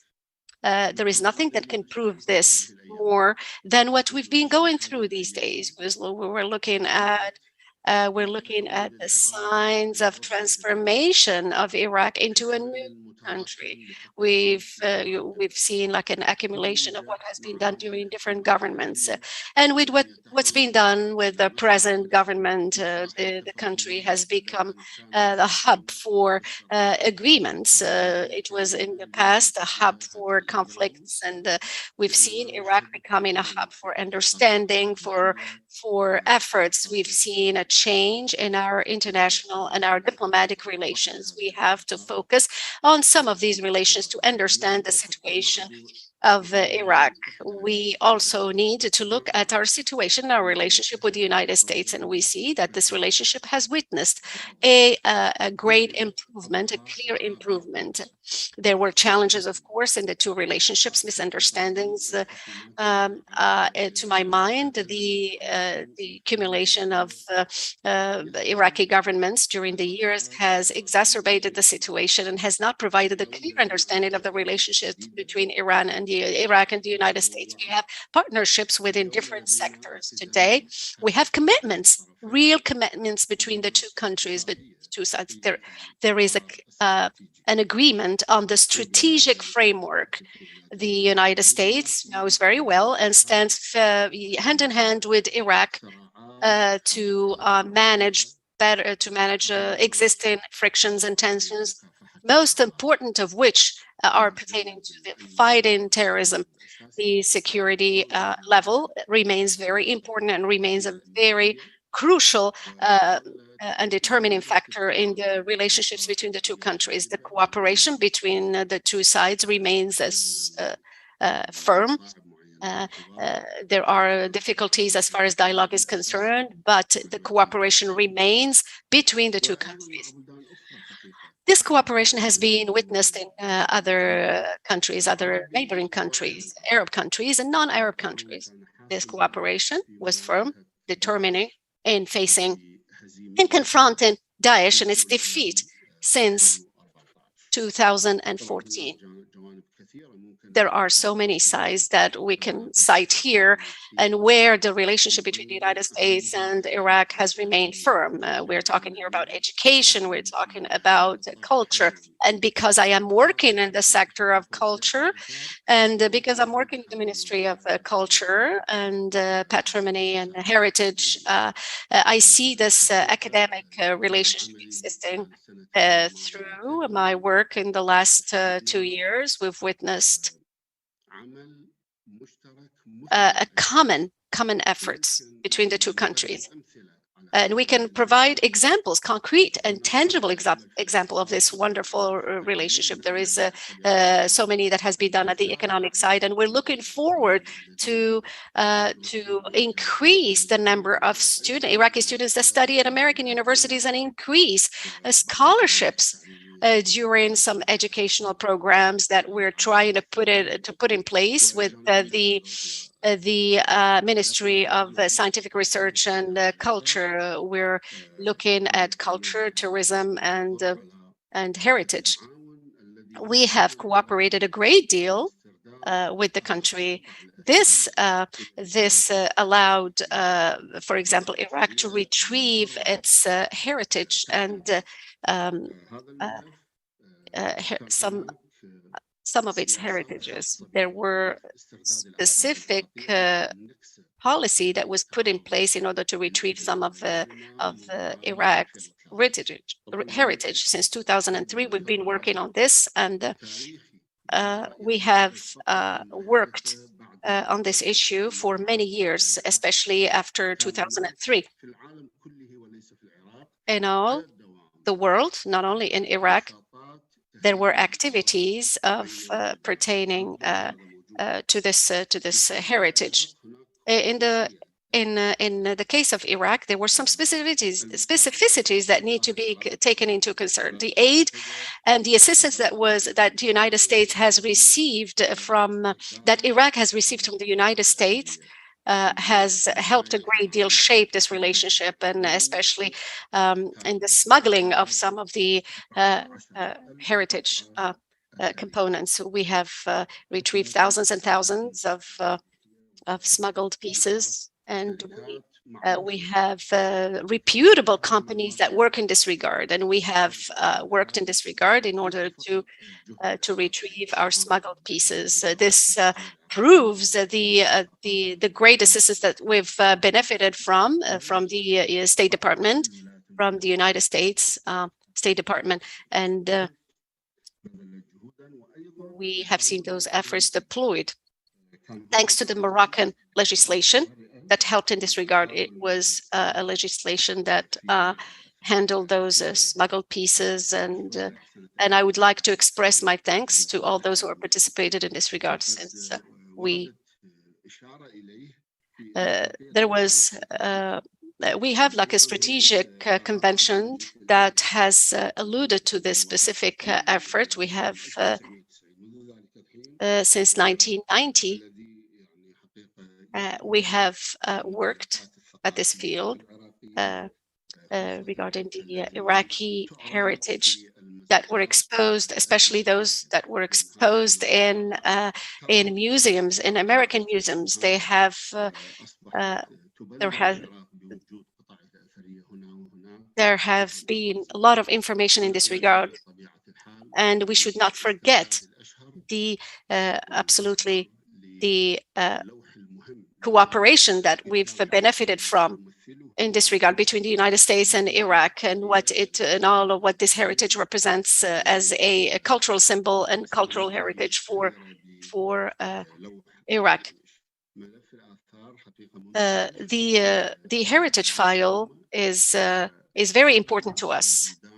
There were some other countries to which some Iraqi heritage were smuggled.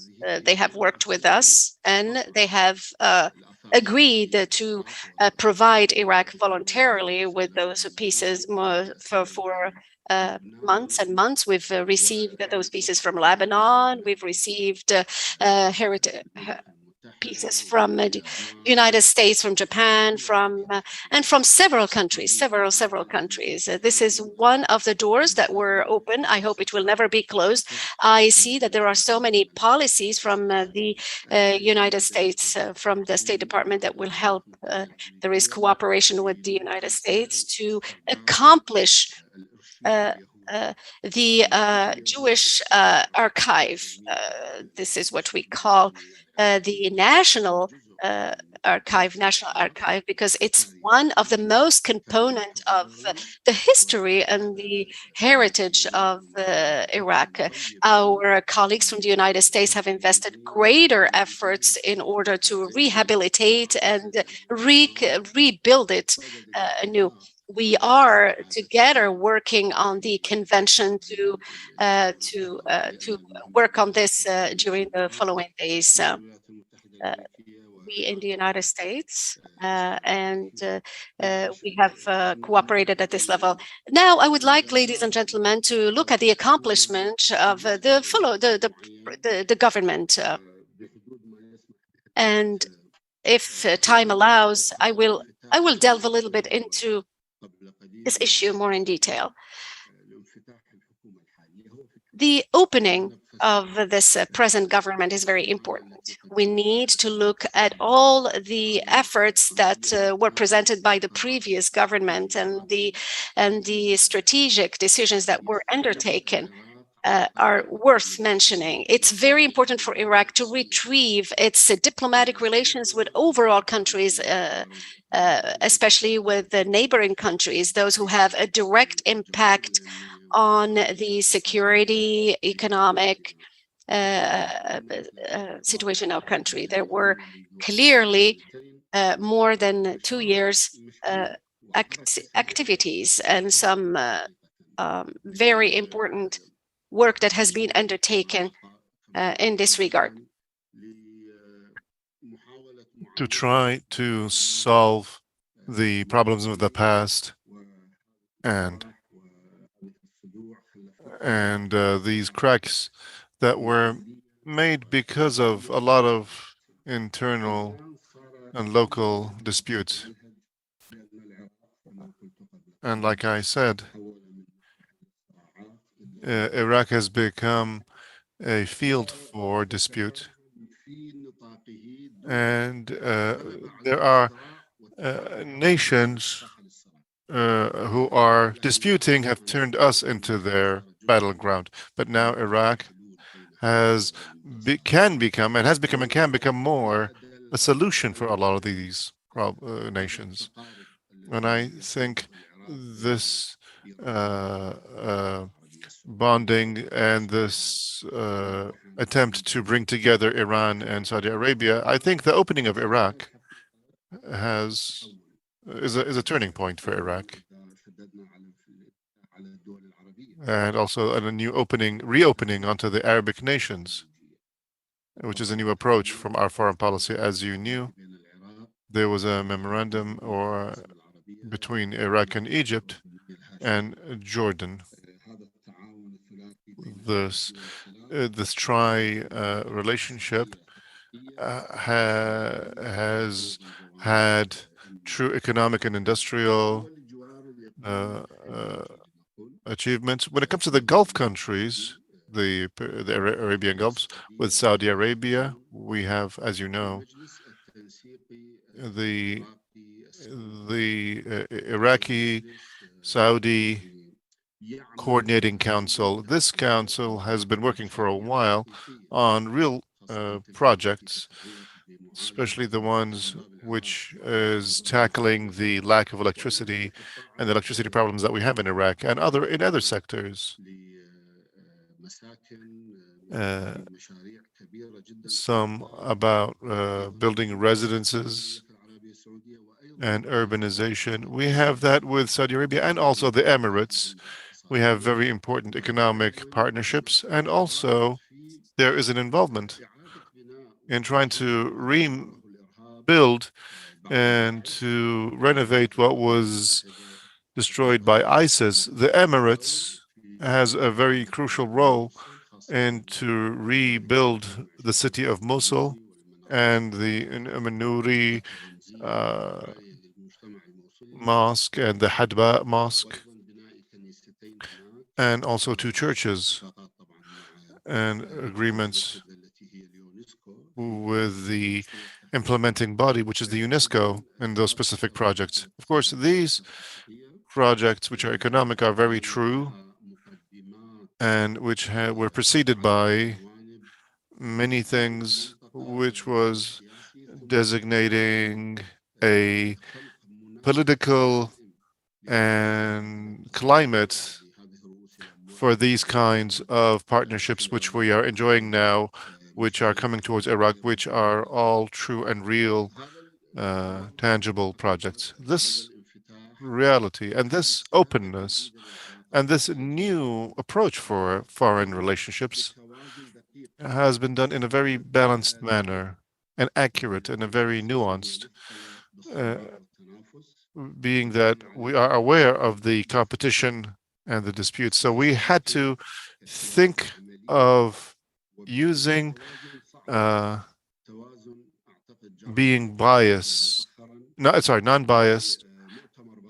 and to be neutral, and this was culminated in the Iraq conference, which Emmanuel Macron, the French leader, attended, and involving very actively local neighborhoods like Iran and Saudi Arabia. And this can bring Iraq back to its proper role in the region and to reinforce its local stability. In addition to that, this conference is a place where you can take away the fuse.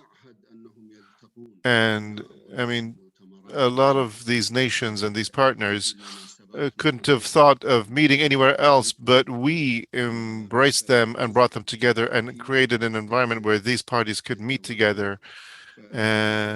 So this elevated the position of Iraq as a mediator to solve a lot of disputes, rather than the role of being a front line for these battles to occur in.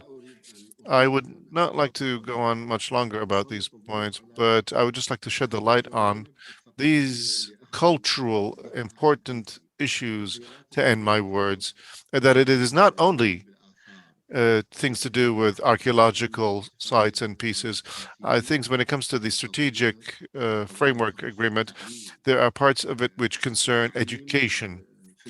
Education in Iraq has a network where you have bodies between our agencies and the U.S. institutions, and there have been years that has actually, all these have actually supported the education system in Iraq.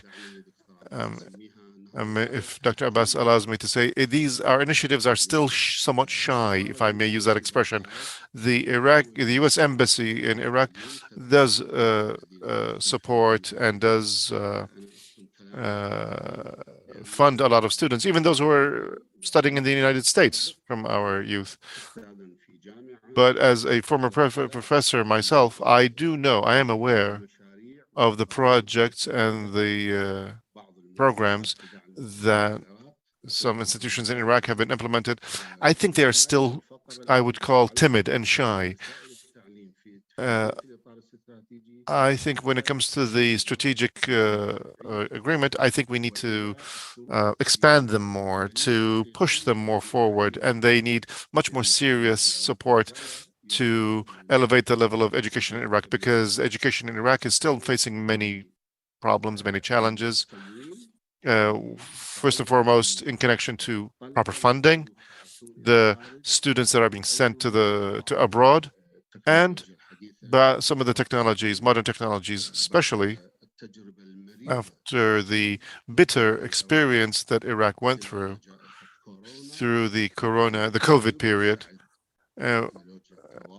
And that is why we showed a lacking in the networking to be able to continue our education online. So no professors, no students were able to adapt quickly the online education, which compensated for that period, which was a very harsh lesson. And I think a lot of countries also saw the same experience. There was a large challenge that faced us, and there was a great effort by the ministries of education to try to overcome this.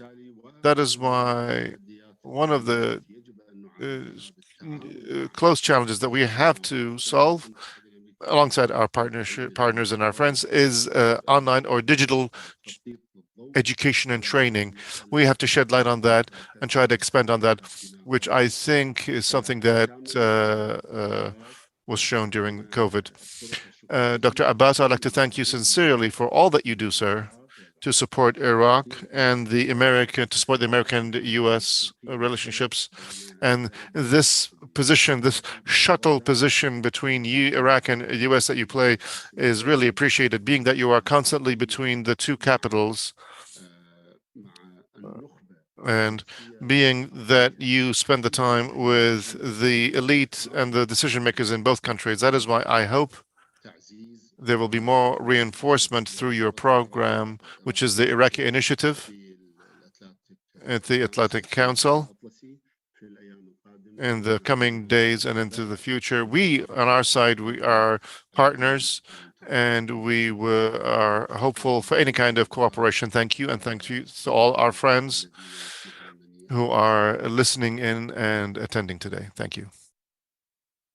Thank you, Your Excellency, and we really appreciate your effort, and we appreciate your hard work on behalf of Iraq. And also, I must say that you have been very successful in bridging the two capitals, and I think that this shows in concrete terms Iraq, during your tenure, has retrieved 17,000 pieces of artifacts. That's the largest repatriation of national heritage in the history of the country. And I don't know if there are other countries that had in such a time retrieving that much, and that's only from the United States alone, and there is a lot that is to be done.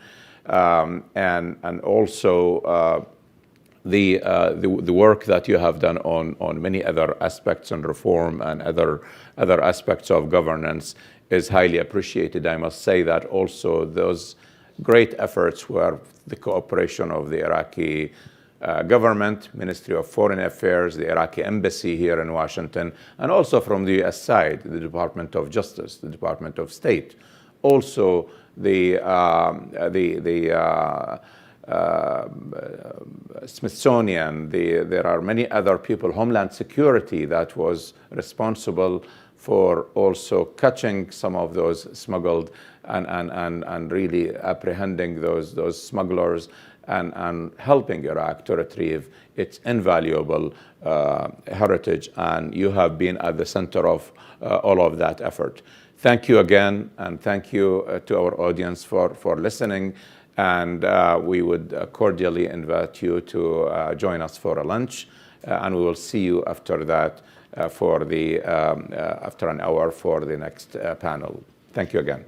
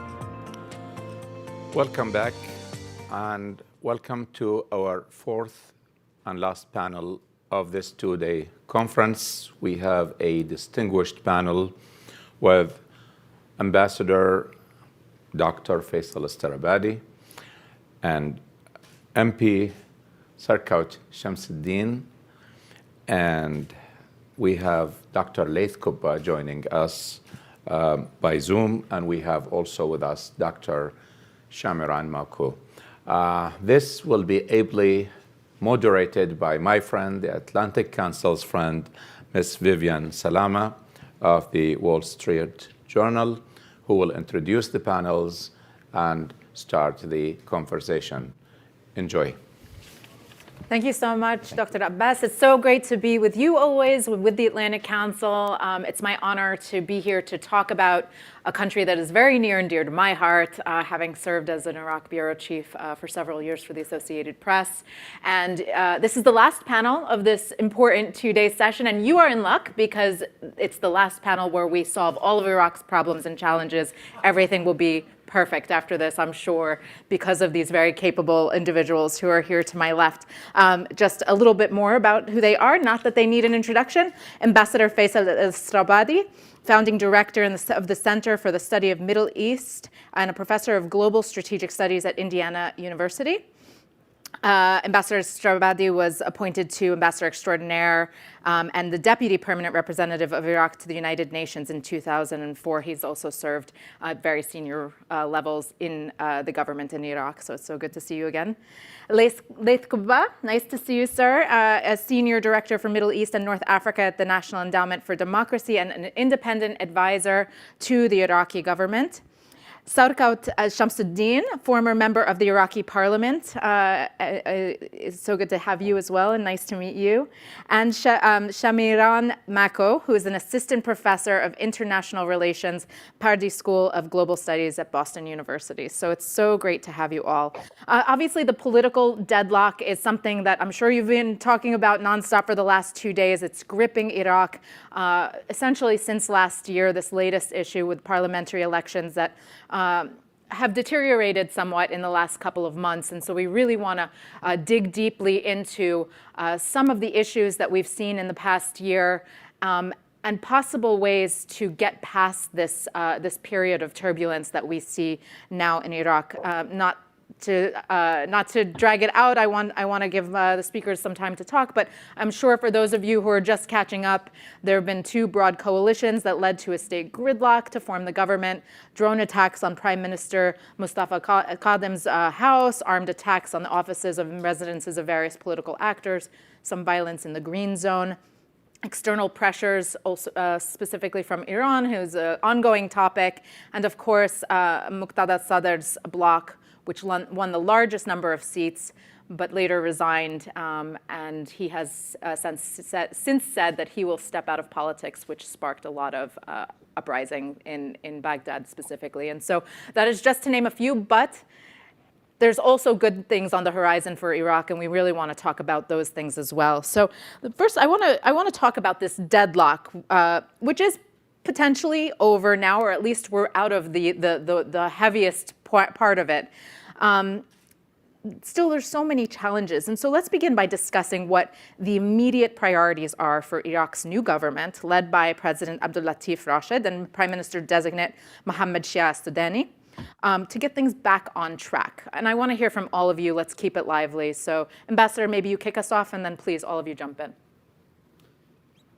Well, I think the most important task ahead for the new government is to engender a sense of confidence in the people of Iraq, in the government. And frankly, I think that is going to be next to impossible. There were demonstrations starting just before the pandemic that demanded new elections. Those elections were delayed, but we did have elections that were 6 months ahead of schedule, something like that, which was later than what the demonstrators wanted. Hundreds of demonstrators were shot, unarmed demonstrators were shot in the streets of Baghdad. No one has been held to account meaningfully for that outrage. And there has been a deadlock. We are now past the one-year mark after we had somewhat early elections. And maybe we'll have a government tomorrow, maybe not. If we do have a government tomorrow, it will be composed very much, it will have been put together very much in the same way that previous governments have been put together, which is to say through a grand bargain of the parties, of the parliamentary parties, with the distribution and allocation of ministries accordingly. So I think that's the first most important job. I think it'll be a very difficult job, and that's before we even begin to talk about the substance of what the government will have to do. The rest of you in your responses, Ambassador, saying we want to instill confidence among the public. What are we talking about? Instill confidence in whom or what? In institutions, in our politicians, the lawmakers? What are we talking about, please, if you can build on that? Yeah, thank you so much. I think just as Ambassador Istrabadi said, I think what we've seen time and time again through different kind of surveys. I don't think we have to choose here. Is that there's been a lack of confidence for Iraqis with both state institutions, the Council of Ministers, the President, and so on. And I think what would be interesting is for any incoming government is to actually think about ways of reviving confidence. And really the only way to do that is by entrenching much needed institutional reforms. And these are reforms in terms of the power sharing system, which has become really, really sticky, but also engage in kind of more conciliatory politics. Right now, what we see in Iraq is a lot of kind of strategic alliances, but not much in the way of conciliatory politics. And so there needs to be some parallel institutions that have to be kind of reformed, but also parallel institutions that need to play a critical role, I think, in taming some of these tensions that the protesters are wanting as well. Laith, if you want to jump in terms of... Yes, certainly. Thank you. Just for the record, I'm a former senior director at the National Endowment for Democracy, just to set the record clear. But more importantly, I was in Baghdad as an advisor to the Prime Minister during the period 2018 till 2020, and I witnessed the street protest and the impact it had on the government. And I think credit must be given that it is because of the pressure in the street and the 600-700 people who were killed. There were constitutional amendments, there were amendments in the electoral law, and changes happened. About 10% of MPs are independent. Having said that, regrettably, the reality is, my judgment, my assessment, having seen things, is that the system cannot reform itself internally. With all the good intentions that Mr. Sudani has in forming a government, he's a hostage of those who have put him in power, and all the suggested names for the ministers are actually their proxies acting on behalf of their parties. And regrettably, the process is so dysfunctional that billions are siphoned literally every month, if not every week. So we're having a dysfunctional process, and we're having a system that is failing to reform itself. And as I said, the only sign that some change took place positively, constructively, came through an independent actor, those young people who suddenly jumped in the street and forced the system. Ironically, we're seeing the same in Iran. But to me, countries can fall in a vicious cycle or a vicious circle, and they need some intervention before they can be pushed out of that vicious cycle. And Iraq currently is trapped. Its political system is trapped in that vicious circle, and it needs some probing or intervention. Sarkaut, which I, by the way, learned today is victory in Kurdish, which I think is so lovely. You have the unique position of this panel of having served in the Iraqi parliament. What's the view? What are you hearing from your former colleagues and your own observations about everything from elections to resignations to coalition forming, and how is that impacting the bigger picture?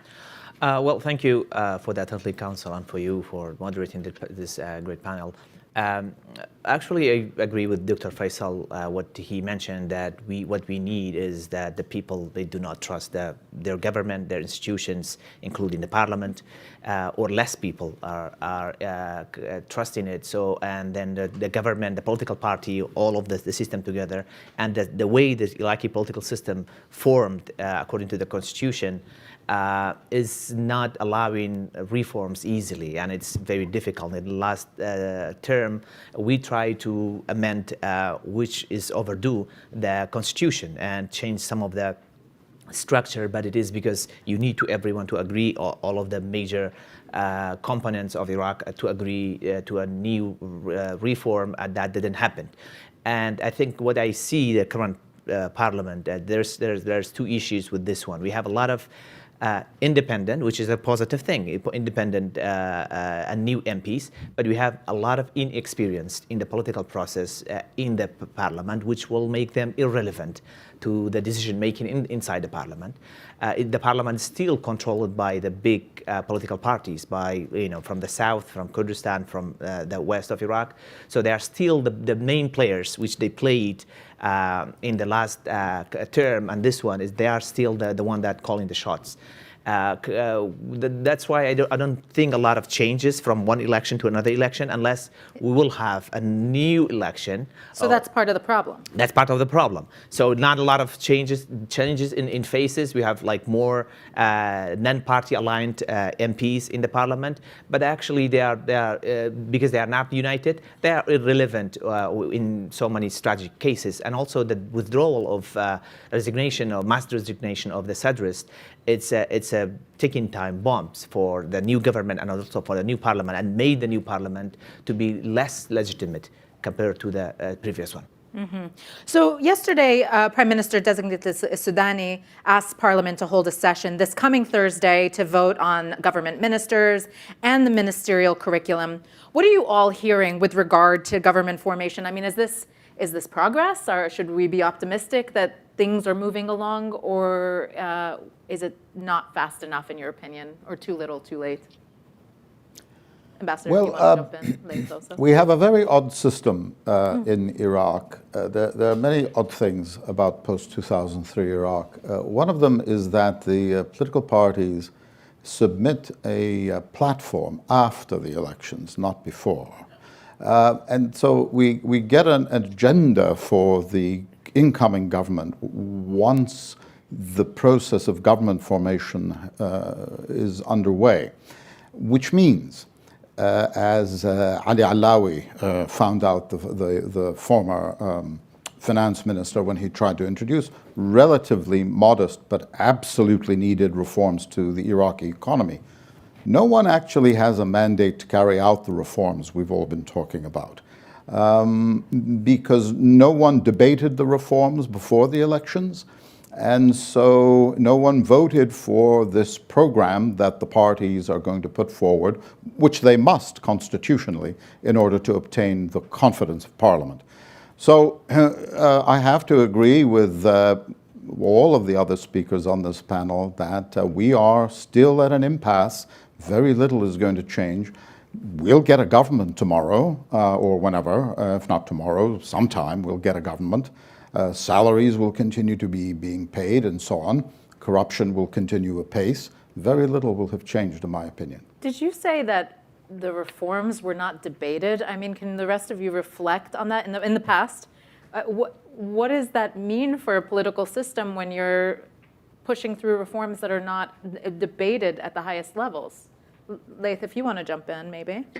Well, the key issue so far over the last 20 years, those political parties, by the way, they only got 16% of the vote. The last participation, the percentage of participation was only 16%. Yet they have the legitimacy to form the government. They've regrettably weakened the state so much that they managed to violate so many even constitutional items without accountability. But the bottom line is the real issue is about power. Their message to the country is, in return for us doing, running the politics the way we run it, at least you have security and stability. You don't have gunfights in the streets. But in return, the state is dysfunctional. I do not believe this situation is sustainable. I know it carried on for 20 years, but the level of deterioration in public services, in hospitals, in streets, in schools, the level of corruption, only last week, the public learned about siphoning $2.7 billion through one group. So that level is just non-sustainable. I do not believe the country can sustain that. We're currently in a region that is full of variables. So I believe very soon there will be another explosion, street explosion, and the situation is not sustainable. By the way, the Prime Minister designate who requested a meeting tomorrow has already been shot down, this suggestion, on technical grounds, because the Kurdish political parties have not agreed on how to distribute the portfolio. So it's already been postponed, but this is not the main issue. Even if the government is formed temporarily, we have the Sadrists who are dissatisfied, and we have the public who are dissatisfied. And there are plenty of issues ahead. I think the real issue for those concerned about Iraq is to look at the trajectory. Where is this country heading? Can it be secure and stable? I think we overrated the issue of civil liberties and democracy at the expense of a functioning government, functioning state, and real security and stability for the country. So yes, we have independent media, but negative progress and a country heading towards instability. Shamiran and Saurkat, please reflect on what our colleagues are saying. We were talking about pressing forward with unsustainable conditions, if you will, as Laith just said. Where do you see this going then? Yeah, I think it's funny that Laith mentioned the question of function. I think in so much what we've seen over the past 20 years, which is the theme of the conference, is that form has followed function. The type of state building and this kind of expedient, incongruent state building that was instituted 20 years ago inherently meant that the function of government was always going to be that of state capture. Right? And I think what we've seen, what distinguishes Iraq from other power sharing systems or quota systems, which by the way, exist in many other multi-ethnic states, is that it was never ironed out beyond that, this kind of informal ways in which Kurds, Shia, Arabs, and Sunnis come and using informal mechanisms that are not constitutionally entrenched to a very large degree to come up and form government. And I think what we've seen over the past 2 decades and over 5 election cycles is that this is why the system has effectively failed, is that it just doesn't function in the way that it was intended to function, because there were a lot of kind of setbacks and things that were left to be ironed out in the future, which never, no kind of political elite wants to do, because when the idea of governing the state is that of capture and not governance, then that means that it's about survival. And I think that's what we've seen politicians kind of engage in, which is what Laith and Ambassador Strabadi have also pointed out too. Yeah, actually, the plan, the reform, actually, the solid plan, what we have ever seen. There are so many claims since 2005 by all of the political parties. Every prime minister came with a reform agenda or reform committee or counter corruption committee. But the actual plan, the solid one, which we can, talk about every point of it, like criticize it and debate it. It was not debated, but we could have done that. The white paper. It was actually adopted by the government, but it was more architected by the Ali Alawi. The problem in the parliament, there was 2 issues. So parliament was not consulted when they actually had the plan. That was just like a surprise. But also because the parliament didn't believe that, especially the major political parties, that that government is there for a while. They were voting for Kadhimi to stay for 1 year. not for a plan to be implemented in 4, 5 to 10 years. So the plan Ali Alawi had, it was more a plan for maybe for the next government, not the current one. Because it's even the next one is still also will be mandated maybe for 1 year or half. That's the maximum. So it was not a feasible plan, but it was something that we could move, we could agree on. But the parliament, the major political parties, the blocs, they have seen it. They had the discussion, not public discussion, private discussion, that this is going to uproot the system. This is going to make them weak. This is going to change everything, and it will not allow them to benefit from the Iraqi public coffin that they do, from the ports, from the banking sector, the way they do it. So it was something that you needed the mandate and the support from the parliament, and you didn't have that. The last prime minister and the current government actually didn't have any political backing in the parliament. The whole parliament was opposition to him. That was a challenge. But he had the opportunity, I believe, the first 6 months, the window of opportunity after the bloodshed on the street and the demonstrations and all of the political parties somehow forced to agree to have Kadhimi as a prime minister, an outsider. He had the opportunity to conduct some serious reforms. He didn't. He failed, unfortunately. So he had so many opportunities to deal with the Kurdish file, the oil, and also the border. One thing he actually, I give him credit, and it was very successful at that. I hope that the new government also will continue, is the progress in the foreign relations, especially with the Gulf countries, and also somehow with Iran as well, but not so much on securing the border. Not so much investment in the, we've been investing in the security forces to counter terrorism only, not to the threats coming from Turkey and Iran to the border. So that's, I think, something we need to also address, not only just the public grievances, which is very important for the next government, but also to the security of the sovereignty, which has been violated continuously by both countries, Turkey and Iran. Ambassador, did you want to chime in? Yeah, you see, the state of Iraq, as I see it, and I am not an expert on economic issues, but as I see it, the state of Iraq is economically no longer viable. And I don't really care what the price of oil is doing on any given day. I'm talking about the long term. The model we have for Iraq now is not viable in the long term. That is going to require the public sector payroll is out of all proportion. The ambition of every Iraqi teenager is to become a public sector employee. And there are reasons for this. That is no longer sustainable. That is a debate none of the parties are having with their electorate. So you get a technocrat like Ali Alawi, who understands these issues, and he issues a white paper, and it's debated amongst the elites. If Parliament were to enact those reforms, which are needed, and which, again, were relatively modest against the problems that Iraq is facing in the not very distant future, it would cause tremendous upheavals and disruptions in the population.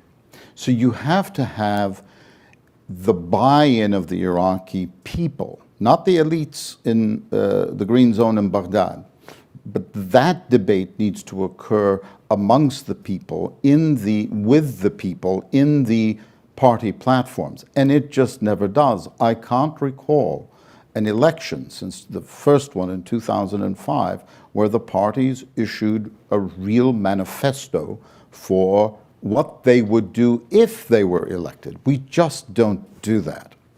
Now, one of the things I would like to address that Laith mentioned, Dr. Kubba mentioned, is the notion of we have given human rights and democracy over function or over state building or over efficient state building. I have to say, I'm surprised to hear him say that, because as I look at Iraq, if you define democracy as having periodic elections, okay, we've done that. I don't think Iraq is an exemplar to anybody of human rights. not in Baghdad, not in Erbil, from Fao to Zaho. Depends who you're comparing them to. Well, I am not going to compare them with one of the most brutal tyrants who ruled Iraq for too long. If we're going to have a discussion about democracy and human rights, then there are international standards, and I will hold the Iraqi government to that standard. And it is failing miserably by that standard. And by the way, with the militias that we have had, the fact that Dr. Kubba talks about that there is not violence in the streets in Baghdad currently, that's true. A lot of that is because the militias in the city have divided the city up for various illegal activities, including drugs and what have you. It's like Chicago in the 1920s. Mm-hmm. And it's not the Weberian state imposing its will to maintain public order. That is certainly not my impression when I visit Baghdad. So I think we have to be careful. The problems are profound. There is not a simple solution to how to solve them. I mean, just listening to all of you speak, and this is something that has interested me as a scholar of the region for long, is, you look back at Iraq's modern history, and it was really a model for establishing democratic institutions in the region, in the Middle East. And arguably, war is a destabilizing factor, and we saw a war that lasted for too long. The toppling of Saddam Hussein, love him or hate him, that has a destabilizing effect, obviously, on a country. So is what we're seeing now, would you say that it is the product, things not being worse, is the product of Iraq's strong, modern, democratic institutions? Or do you think what we're seeing now is a sign that those days are over? I would love to hear from all of you. Can I? Please. Well, I think what you've raised is important, and that is every country in the Middle East aspire to security and stability, progress, and civil liberties. And often it's difficult to strike a balance between them. So the only thing that Iraqis and political parties and those who are in Iraq celebrate about liberating Iraq from Saddam Hussein is we have now freedom of the press. Iraqis can travel abroad, they can express different opinions, and there are elections from time to time. Regrettably, this is fake democracy. This is what we have is a Frankenstein, because freedom, today we have freedom of organized crime. Drugs are soaring in Iraq. Siphoning public funds is out in the open. The head of the parliamentarian committee in charge of finances in Iraq has been named as involved in this recent siphoning of 2.7 billion. We're talking about extreme serious violation under the quote banner of a democratic process. I think if you ask either Iraqis today, is that what you prefer, or a secure, stable system back in the 70s, though with less civil liberties, without a question, 95% of Iraqis would prefer to go back to the 70s, not Saddam's days, because Saddam created instability through wars with Iran, with invading Kuwait, with the Kurds. But going back to a less civil liberties, but a more secure, and a country that can provide services in education, in employment, in health, I think Iraqis would choose that. The second point I'd like to mention, those political parties are not representatives of different ethnic and religious groups. They trade in their name, but without a question, Sunnis would not accept that those who are in power today represent Sunnis. And I think a lot of Kurds, by the way, refuse to accept that those two families represent the interest of the Kurds, and there is a growing pressure in Kurdistan. So I think we need to call a spade, and we have to look really at how things are and where they're heading. This system is fake in representation, fake in the use of for democracy, and I think it's not sustainable. I want to, if I may, just make a two-finger response to that, because I think it's a fallacy to say that we either must choose democratic governance or a stable Iraq. That is the mantra of every tin pot dictator in the Middle East. And I think in 2022, that mantra is past its sell-by date. So no, I will hold the Iraqi political class. I will demand true democracy from them. We don't have it. I agree, Laith and I agree about that. But I will hold them to true democratic standards. I will hold them to true human rights standards, and I will demand an efficient state from them as well. The problem with saying you will settle for the 1970s is the 1970s give way to the 1980s and the 1990s. Saddam Hussein himself was a deeply destabilizing figure in Iraq's history. He caused 3 disastrous wars, and the most successful outcome of the 3 was a return to the status quo ante, 8 years of war, untold hundreds of thousands killed, for absolutely no reason. So the system that produced Saddam Hussein, that system in the 1970s, is not stable, and it produced profound instability. We can't forget our own history. Of course, Amina. Yeah, I think really at the heart of the matter is that elites in so many ways shape democracy, right? Democracy in and of itself is an elite game. And institutions, the relationship between the elites and institutions is really the main point of analysis, right?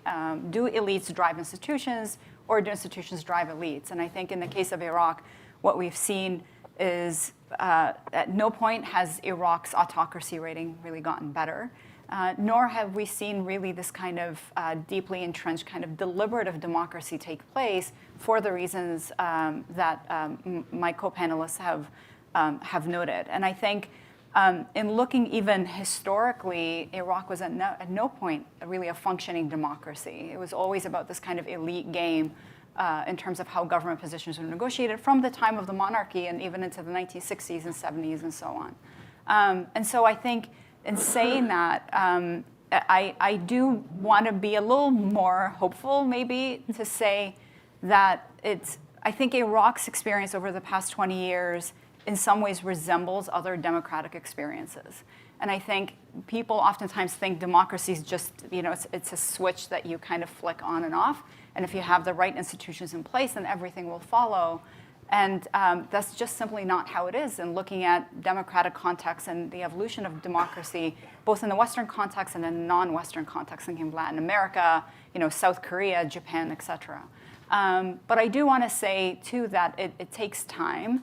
And there are actually pretty robust mechanisms to an extent in the Constitution that allow for different reforms to happen and to take hold. And so the question really at the heart of the matter, as I see it, is the political class and the ruling elites and the ways in which they capture the state. And I say that because even in thinking about the American democracy, 1776, there's a Revolutionary War. And it really wasn't until about 1789 or 1790 until the American Constitution was actually adopted. Mm-hmm. And it went through so many different amendments because of changing of times. And so what would be interesting is in this kind of, within this legacy, is to see how much change the system can sustain in terms of change in the elites and the governing patterns of elites. And that's something, I follow deeply, and that, maybe the street protests can have this kind of say in. That's fascinating. Yeah. Sadkat, I would also please build on what they said, but I'd also love to hear from you about the KRG, the Kurdish Regional Government, and how much you think they have served either to strengthen and support or help the central government in Baghdad, or whether or not they've played off of each other in a way that you think is problematic or has room for improvement. How has that contributed to this bigger picture that we're trying to illustrate here?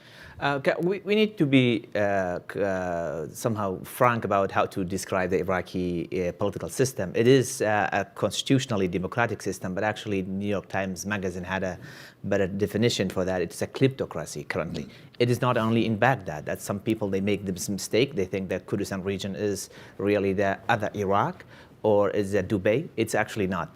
It is because you don't have the same sectarian and so many ethnic conflicts in the Kurdistan region. It is we have less maybe crisis like we have in Baghdad, but actually Kurdistan region and the political parties in the Kurdistan region, especially the two families, are contributing to the corruption in Iraq. They are they have a big share, their companies in Baghdad, and they are involved in actually doing business with ISIS. The Korak Telecom, the Qaywan group, and the other groups were involved in Baghdad in the business with the militias. So they are actually contributing in a negative way to the crisis in Iraq. And actually the oil crisis between Baghdad and Erbil also even weakened the current Prime Minister, the Kadhimi, to be able to do some reforms in the port of entry. So the KRG does not allow the federal government to oversee the port of entries, does not allow the federal government to oversee the oil production or the oil exportation. So the KRG could have been a better example for the human rights, for democracy, but actually it failed. Unless, at least in Baghdad, you have the consequence, election on time, sometimes early elections, and you had 6 prime ministers peacefully handing over power, some positive things in Baghdad. And also you don't have the state as a threat to the human rights in Baghdad. It's not the state that killing the demonstrators. It is the people outside of state, but because state is weak, so they actually exploit that.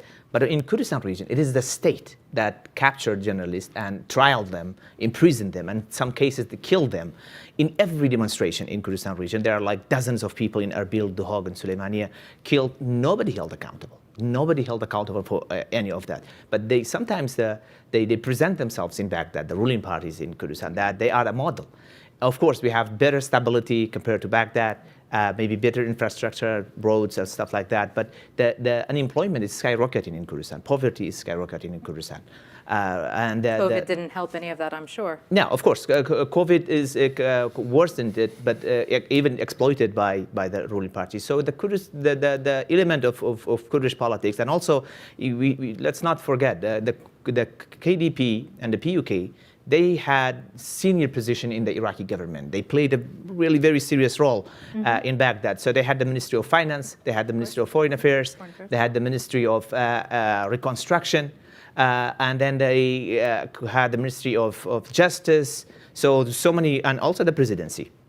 But they are actually part of the kleptocracy system in Baghdad, and also in the parliament in Kurdistan parliament, for example, they do not hold elections on time. They actually this month, November, actually, it's going to expire the term, and then they extend their own term, which is unconstitutional, but they still do it. So it is the democratic experience in Baghdad. There has some progress despite of all of the challenges, but there are a lot of issues like corruption, unemployment in Baghdad. But in Kurdistan region, actually, democracy is really going backward and retreat from the previous progresses we have made. Very challenging. Just a fair warning that I'm going to be coming to all of you for questions very soon. I'm very anxious to hear what is on your mind and what you want to ask our panelists, but I do have a few more questions for the group here. So in terms of stakeholders, foreign intervention, certainly there have been many with interests in Iraq, Iran, the United States. You have Turkey now. Obviously Syria has similar challenges, but they also have very unique challenges to themselves as well. And so I'm wondering, how much has this contributed to some of the instability that we've seen, especially in the last year? A lot of questions about what Iran's role truly is at this stage. The U.S. obviously trying to pull out as much as possible from the region, or at least reallocate its interests elsewhere in the region to other regions. How is all of that factoring in? And what would your advice be to some of these governments and to the Iraqi government, who obviously wants partners, foreign partners, but perhaps needs to choose them wisely? Yeah. So any of you who wants to jump in? I think so much of that question of foreign intervention is because the state is so weak. And it's actually emblematic of state weakness. And so you go to certain parts of Iraq, I was there in June, and just traveling through different areas where you actually don't see any type of coercive, talking about in the Weberian sense, there's no coercive power that's actually governing a lot of these territories. And so I think so much of that has actually invited these different forms of interventions, whether it be Turkish incursions in the north, Iranians dropping, drones and very kind of at strategic targets in Iraqi Kurdistan and in other places. And you're talking about military interventions now. What about political, economic, and the rest? Yeah, and I think all of that goes hand in hand. The weaker the state, right, in the absence of coherent and cohesive economic and public policy, then you're inherently going to have all sorts of both coercive and non-coercive interventions where regional actors kind of play on, strategically, play on different coalitions, different party blocs, different ruling elites, and tribal elites in certain areas and so on. And so I think they kind of go hand in hand, and all of that is really emblematic of this kind of really weak and fragile state that we've seen evolve over the past 20 years. I mean, what are your observations as far as these interventions? I think that the political intervention is very serious. The Iranian and the Turkey both are militarily and politically, they are affecting Iraqi politics. And there was a meeting recently in Erbil between the Turkish the chief master, spy master, the head of MIT. He held a meeting with the Iraqis Turkmen front in Erbil. And I think there's a lot of news in the West about what Turkey is doing. But if it was Qaani was doing that, he's doing that as well. He's meeting with the Iraqi political parties. Will be bigger news. I think we need to be accurate about the interventions of both countries. Are both destabilizing. Both are actually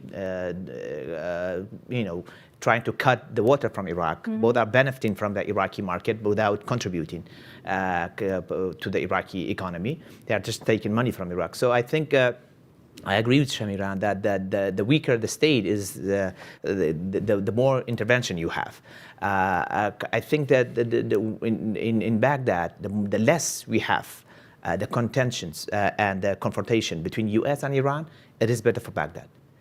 It will allow Baghdad and the Iraqi political parties to stop, put an end to the Iranian intervention, which the last elections and the resignation of the Sadrs was somehow a cry for blocking Iranian interventions in the Iraqi political affairs. And I think they stepped back somehow to allow especially the people from the political parties from the south to choose their own prime minister, and also without going into the civil war.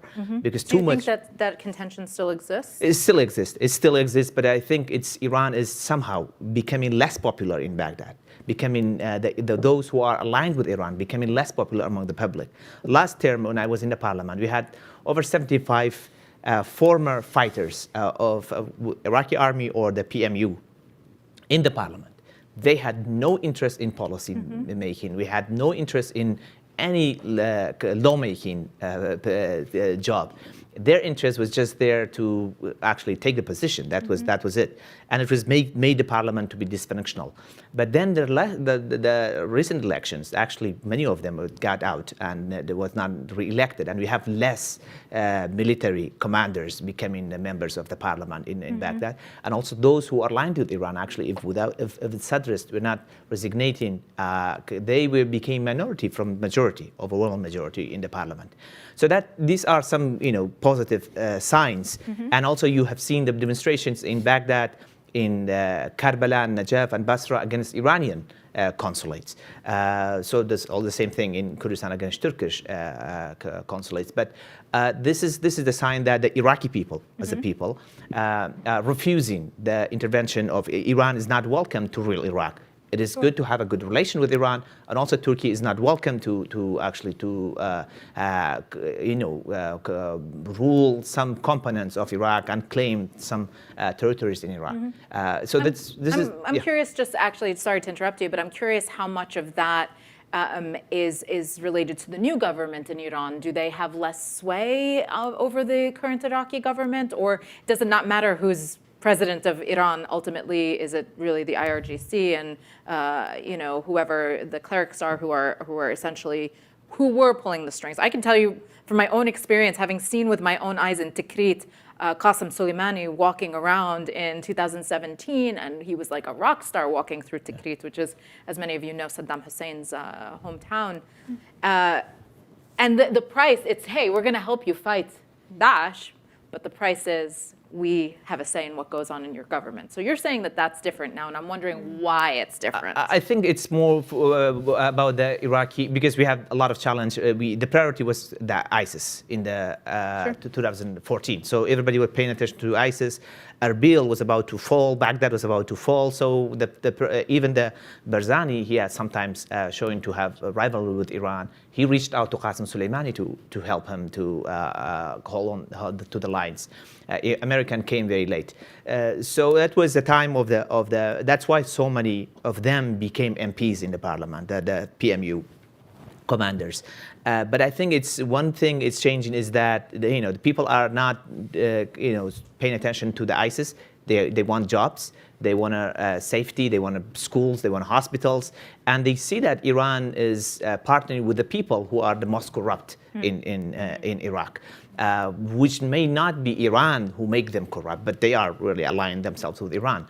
But actually something else also changed the Iranian influence, and to decrease the Iranian influence is the killing of Qasem Soleimani. And I think he had strong relations with all of the Iraqi leaders in all of the components. He could just walk into Erbil without notice to meet with the senior leaders there, or Soleimani or Baghdad. Sure. I don't think that the replacement, Qa'ani, has the same power, the same personal relations with the. That's somehow weakening, and that's why one of the reasons Iran has failed to push the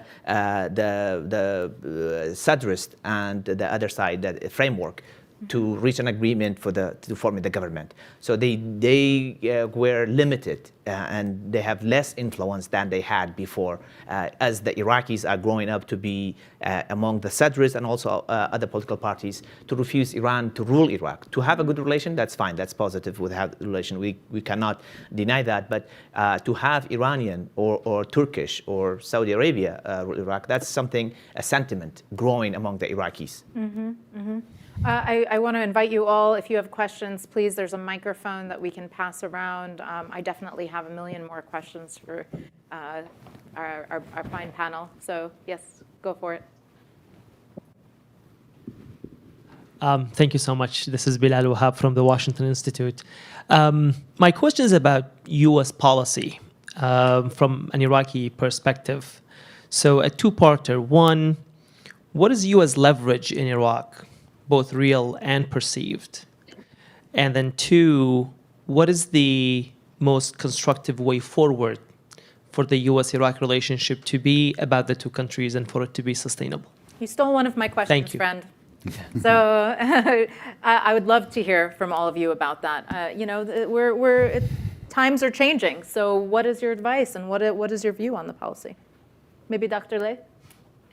Well, there are a number of issues here, but allow me first to make quick comments about where Iraq's sovereignty is. Regrettably, since 2003, Iraqis failed to reassert their national identity and national will and, let's say, hold their country. I was in Iraq throughout 2005, and as I said, from 2018 to 2020, I was there. And I can tell you, I was close to the Prime Minister in both cases, and first-hand evidence, first-hand witness. I can tell you that Iraq, although on surface is sovereign, but in reality it is not. There are many symbolic incidents during the premiership of the current Prime Minister Kadhimi, when he first arrested one of the heads of the armed groups, militias, immediately about 40, 50 armed vehicles marched into the green zone, surrounded his house, and forced him to release that militia leader. That sums up the situation. It's actually the state is so weak. Real power is not in the hand of the state. We have real issues that emerged since 2003 and they're not addressed. But one of the key issues, again, allow me just to comment a little bit before answering Bilal. One of the real issues is that observers are grossly underestimating the anger that exists within Iraq about that violation of national integrity and their national will. And they see Iran's presence clearly, they see Iran's strategy in Iraq clearly, and Turkish and other countries, including the Americans, but they look back, why Iraq is so weak today, why can't we put it together? And I believe personally, we have to revisit the constitution and reconstruct the state to represent that national will, because currently it's been grossly violated. But going back to US politics and leverage in Iraq, for a combination of reasons, and in particular under the leadership of President Biden, I think the momentum is not to get too much entangled in a problem that was caused by Republicans, by President Bush, and they want just to look at US national interest, which is calculus with Iran, calculus with supply of oil in the market, calculus with stability in the region, but not beyond that, no involvement. So that left huge vacuum. The US still has leverage over the money. And I think if the US wants to revive any form of sanction, it has leverage. The UN has leverage, as recently we have seen. I think current Iraqi political leaders of those various political groups, including those who are close to Iran, they do not want a confrontation with the UN or with the West. So there is room there. I think, in my view, Iraqis should take advantage of that to leverage influence to correct the conditions in Iraq. But by and large, the US position on the ground is much, much weaker. It's not the same in the Kurdish region. I think the Kurdish region is very different from the Arab region, and the Arab region has a long way to go. Let me just give you a concrete example. While I was in Iraq in the period 2018 till 2020, I asked the most senior leaders in the Iraqi government, what is the strategy of the state of Iraq towards Iran? And as I said, without naming names or positions, nobody dared to give me what is Iraq's strategy towards Iran, bearing in mind Iran has a very clear strategy towards Iraq, its expansion, its power, its trade. It has very clear strategy manifested in every street in Iraq. But no Iraqi leader dared to give clearly how Iraq should deal with that huge presence of Iran in Iraq. To me, that's an indication. Why not? Why were they afraid to tell you why? Or because number one, there is no one single view. I think every leader, depending on which faction or political party he or she is related to, they have to observe what their party says. But the state of Iraq as a state, if you ask its official, the national security advisor, the foreign minister, the prime minister, the president, they would tell you, I can give you my view, but I don't know what is the state strategy is. Iran is a neighbor. We are aware of the complex history with Iran, but Iraq as a state ought to have a clear strategy that it tell its citizen, it tell its Kurdish government, and same towards Turkey. But that is absence. And to me, Iraqis notice that there is no national government representing their country, and their country today is open to all these influences and strategies. This is deep inside Iraq, and it will manifest itself one way or the other in years to come. Politicians sticking to the party line. That would never happen here, of course. No, that's, you No. can't compare, because what Laith is actually saying, and he's right, is there is no Iraqi state policy. It is, each party has its own policy. Now, you can say the Republicans would, the would-be Speaker of the House has a different view of Ukraine, but I can tell you what United States policy is with respect to the Russian invasion of Ukraine. You can't, Laith is right, we don't have an Iraqi strategic policy with respect to Iran. We don't have one Turkey, the Arab states, Europe, the United States. Each party has its own. It is a cacophonous state in the loosest sense. Laith also put his finger on the nub of a really important point, and that is the disconnect between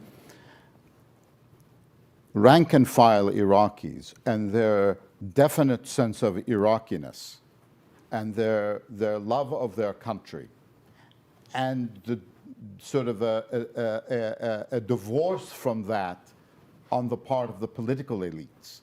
That is a very odd situation, again, where, I mean, you've had Iraqis demonstrating against the Iranian consulates in southern Iraq almost since the beginning, almost since 2003. This is not new. They've burnt it down several times in Basra, for instance. So this sort of sense of wanting an Iraqi state, of wanting an efficient state, of a functioning state, one that gives its citizens a future, is very much on the mind of all Iraqis, regardless of ethnicity or confession. But you have an elite that is completely divorced from all of that. But if I could go back to your question, or actually to Bilal's question, about the U.S. role. It seems to me, as a former diplomat, successful diplomats create opportunities, create leverage, find ways of finding leverage. Look, obviously the United States doesn't have 150,000 troops in Iraq. That was a very different world. That world's not coming back. No one with a rational mind thinks that's ever going to happen again. But there's not a country in the world with respect to which the United States has zero leverage, including North Korea. The question is, does it choose to use what leverage it has? Does it have the capacity, the capability in Baghdad to influence events? And the incentive. The incentive should be there. It inheres in Bilal's question about oil markets and production. Iraq happens to be one of the few states that actually has at least a theoretical capacity vastly to ramp up its oil production. That's not true of all the states in the region, and you would think that would be an incentive. I think that the fact that the United States is not engaging with Iraq now is not neglect. I think it's a policy which we have seen before in 2011, and some of the same individuals are back making Iraq policy as were there in 2011, of saying we ought to treat Iraq as a fully sovereign country. The United States would never imagine interfering as to whether Boris Johnson should be the prime minister or Rishi Sunak should be prime minister or Liz Truss. So in Iraq, we should also leave it alone. Now, the United States does not have the ability to do what Bremer did in 2003, which is to appoint ministers, and no one is advocating for that. But as the former very highly successful ambassador to Baghdad, Ryan Crocker said, the Americans are hardwired into the Iraqi political scene. The Americans can act as conveners. They can act as a catalyst. And the United States is not now performing this role, and that contributes to the vacuum that Laith and my colleagues have described. Yeah, what is your assessment on U.S. policy today? Yeah, I think it's a really, really good question, and I think it really kind of it ebbs and flows. I think what we've seen since 2011 is this kind of real emphasis on hard security. right? And so whenever there's a security crisis in Iraq, that security crisis being brought on for various domestic reasons or regional reasons, the U.S. then intervenes. And there's a lot of kind of strategic alliances that are militarily based and or based on the question of oil and resources. I kind of want to push back a little bit and think about, and actually thinking about some of the lessons learned that were in the SIGRI reports, the Special Inspector General for Iraq, as well as this really comprehensive 2-volume report by the U.S. military on in its operations in Iraq. And I think in that sense, it would be really interesting to see the U.S. shifting policy towards not just something of a strategic and military interest, but one of a kind of a capacity building partnership, which we really haven't seen. And a lot of that is because of the inherent corruption of the early state building period. But I think there's a lot of kind of lessons learned that could be shared in terms of reform, in terms of cutting back on corruption, in terms of public service provision. There's so much emphasis on oil and privatization and this kind of hard security lens. And I just think that that creates this kind of like a lull of stability. But in terms of the U.S. being this, a partnership on an equal footing, we just haven't seen that. And it would be interesting if there's a change in the strategic thinking here in D.C. about seeing Iraq not just through a hard security lens or through an oil lens, but also in terms of a socioeconomic kind of partnership and capacity building partnership. Mm-hmm. I want to encourage anyone else who has any questions to please jump in, sir. Oh, 2 gentlemen in the front.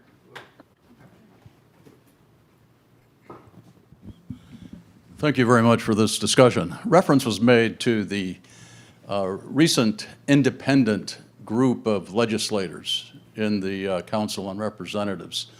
30-some, 10%, I think, maybe was the percentage suggested. Would you speculate on their future?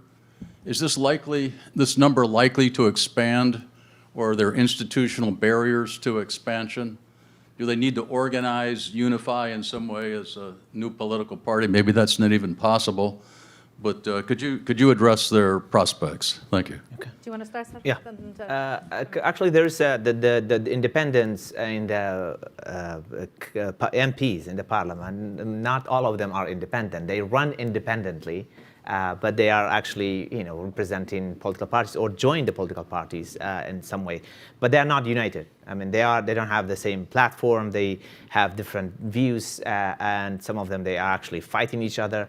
They are also not as smart as their rivals. For example, there's a rivalry between the KDP and PUK and the Dawa party, maybe, but they agree on things and they can work together. The independents, they cannot. But there is something promising movement, which I have seen a couple events happening.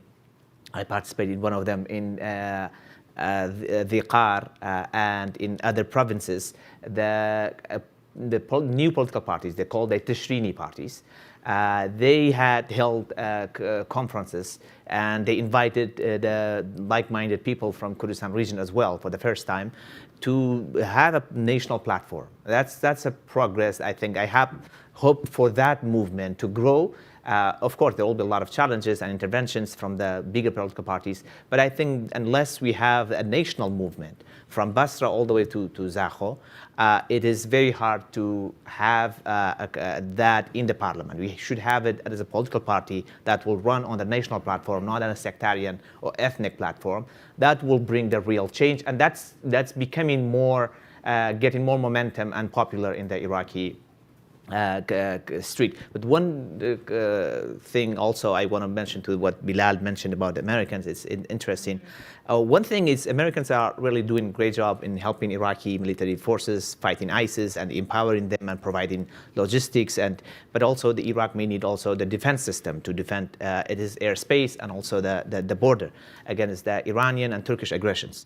That's something I think U.S. has to, and a new government in Iraq should ask the United government to help them in that sense.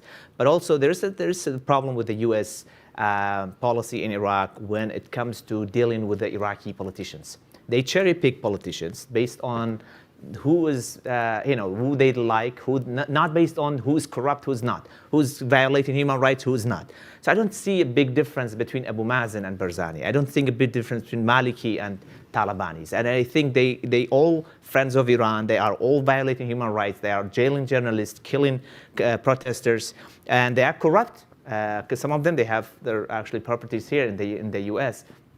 Under the U.S. laws, they're benefiting from that. So they don't have the equal view for all of the Iraqi politicians, or sanctioning one and not favoring the other one, which is really, I think, a wrong thing to do. And they have to be dealing with the Iraqi state, not individuals. Mm-hmm. Did you want to jump in? Yeah, I think there's a question of independent MPs. It's hard to maintain that level of independence when structurally, institutionally, the system in some ways is set up against them. And so I think as long as the system is the way it is, without this, I think, massive institutional reform that needs to happen in Iraq, independent MPs, as Sarkar rightly mentioned, are going to be, one, beholden to the bigger coalitions and the bigger political blocs, because those are the movers and shakers in parliament. But also they're eventually going to be co-opted, right? That's just the nature of the system. And so I think in the absence of this mass institutional reform, I just don't see how these MPs could potentially survive. I mean, it's like thinking about the US having a third political party, right? Without changing the landscape of how American politics works in this kind of very, in the kind of, with a two-party system. And so, yeah. Can I just add a point of information here? I think it's relevant. The reason we have those 10% independent members of parliament, because the street protest insisted on changing the electoral law, reducing the representation from the province level to the county level. Ideally, it should go to the district level. But there was a huge resistance from the political parties. So they agreed a compromise of reducing the area from the province to the county. And I think that gave room that the parties had less control over the outcome. And by the way, they are trying to push back and reverse the law to where it was. While the right direction, they should go to the district. That way, if they change the electoral law further so that there is one representative per district and not proportional representation, then we'll have better representation and more independent candidates will win. Thank you for that. Can I ask Sure. Laith a question? Sure, please. I'm not an expert on elections and election systems, Laith. So, I mean, the idea of a proportional representation system is that it's actually more democratic. Because it isn't winner or lose all, and if someone wins by 51%, if it's winner take all, single district representatives, the 49% that voted for a different candidate don't get representation at all. And so that's the idea of a proportional representation system. It's supposed to give you better democratic representation. Are you concerned about that at all? If you go to single member districts, well, sort of proportionality later? Sure. I mean, regrettably, back, and you recall well, in 2005, when proportional representation was run on national basis, people voted for parties. So literally, on the Shia list, you can bring one of Saddam aides, Tariq Aziz, and he still be voted in because people vote for the list and wherever his position was on the list. Now that has changed a lot, but regrettably the mentality of ethnic politics remained, and it moved from ethnic to partisan politics. So yes, I understand if we have a more mature or more, let's say, reformed institutions in the country, this might work. But I think to go per district is pretty safe. If you, for example, run in southern areas, which are predominantly Shias, then let Shias compete amongst themselves on who is the best local Shia candidate to win.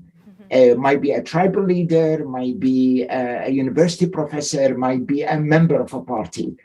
But to do it, as I said, the way it was done before, regrettably, it gave a lot of powers to those organized political groups and less room for smaller independent candidates. So it's just based on experience, not an abstract theory. Thank you so much for that. We only have about 3 minutes left, and I want to ask the gentleman up front to ask his question. We might only have time for 1 or 2 responses, so we're going to be quick. Thank you very much, Alexander Kravitz from Insight. So here we are 20 years after the invasion, and in this panel, a very great panel, by the way, I really liked how the participants called a spade a spade. But in this panel, I heard Iraq called a Frankenstein and a kleptocracy. And I also heard at the very beginning, Laith saying that the system won't reform itself, right? And you were talking about how massive reform that needs to happen. So my question is, how? I mean, we only have 3 minutes left, but how will this happen? I mean, Laith sort of hinted at, the discontent, and we have to reform the Constitution. But it just seems to me like one can imagine how this would happen, but the reality, or rather what needs to happen, but how does it happen? And so I'd like to pose the question. We need a whole new conference just for that question. Who wants to jump in? I think, I think there are a lot of checks and balances that are in the Constitution that have never been implemented. And I think that's one thing interesting in looking at Iraq, and perhaps Professor Starbadi can talk more about that since he was heavily involved with the TAL and then knows the Constitution really well. But there are things like the Federation Council, and there's like budget oversight committees that would have been or are constitutionally there that could be implemented at the provincial level, that could be implemented at the national level in terms of operations within different ministries and parliament. The Federation Council, there was talk about forming that, which would effectively create the system of checks and balances between not only regional governments, provincial governments, but also the federal government. And that was never really implemented. And I think what would be interesting is that we often tend to think of reform as this mass structural overhaul that has to happen at the same time. But reform actually in every democracy is incremental. And so what would be interesting is if, again, it goes back to the question of the will of the political elite. If that will isn't there to even engage in these small incremental reforms where the toolkits are already there, then it looks like a pretty dismal situation. And so that's something I think only the future will tell. But it would be interesting if there's this kind of seismic shift in the attitude of the political class itself, because there are institutional checks and balances, and I think they just have never been implemented. To be continued, folks. I'm sorry that we have to leave it there. We didn't fix all of Iraq's challenges, but we certainly covered a lot of ground. I'll hand it back to Dr. Abbas. Thank you so much. Well, thank you, Vivian, and thank you to the panel. It's time to close the conference. And like all great things, you have to stop doing great things and then turn to benefiting from what was created, and a lot was created in these 2 days. Vision, critique. I believe every critique that was made here was fair. And also, we look for that critique. At the Atlantic Council, as one of the speakers earlier yesterday described us as an independent institute, and we are, nonpartisan at all. The motto that our CEO and president says all the time in our meetings: you are welcome to have your views, you are not welcome to let them stand in the way between you, and work with everybody towards creating solutions, which I think is very wise. You cannot take the views out of people. We are people at the end of the day. We have our views, preferences, etc. But we should have also our professionalism. And I think nothing was sugar-coated here. It was all, we all care about Iraq. And if you care about the country, and if you care about its people and its history and the Iraqi-American relations, which are very important to us all, we need to be candid and we need to review everything. So in closing, I would first start by a quick recap of what we heard. We certainly heard yesterday a clear statement and an optimistic but realistic statement from and vision from the administration, the Biden administration, was delivered by the highest official who works on Iraq at the State Department, Das Jangavito. And we heard also from her a statement of commitment to Iraqi security, democracy, and prosperity. And this engagement that we see is really great, and we would like to see it continue, indeed increase. It's through this engagement and the cooperation between the two countries and their leaderships that we can move somewhere. At the end of the day, the United States, I mean, we are here to reflect on the 20 years of a change that began at the hands of the United States. And I think this engagement is not only necessary, it is in fact moral obligation for the country that did all of this change to see it through. We also heard an overview of the trajectory of Iraqi regional relations, a panel that, again, brought views from the region by people who are leaders, decision makers, also people who serve their respective governments, and also people who are Iraq watchers, and that was an important reflection. Yes, there is also a trajectory that is, I think we can agree, that is going in the right direction. Iraq started being completely isolated, then it moved in a lopsided kind of relation towards some of its neighbors, with the exclusion of the other neighbors. Now, the debate always, and the narrative always is, did Iraq exclude those neighbors, or did they exclude themselves? Be that as it may, it wasn't really a healthy relation for a long time after 2003. We are all happy and optimistic that these relations are back and a new chapter is opening, and we are getting somewhere with Iraq's regional relations, and there is more to be accomplished, and we hope that this will continue. Iraq can only prosper if it will work very well within its neighborhood and within its neighboring countries from all directions.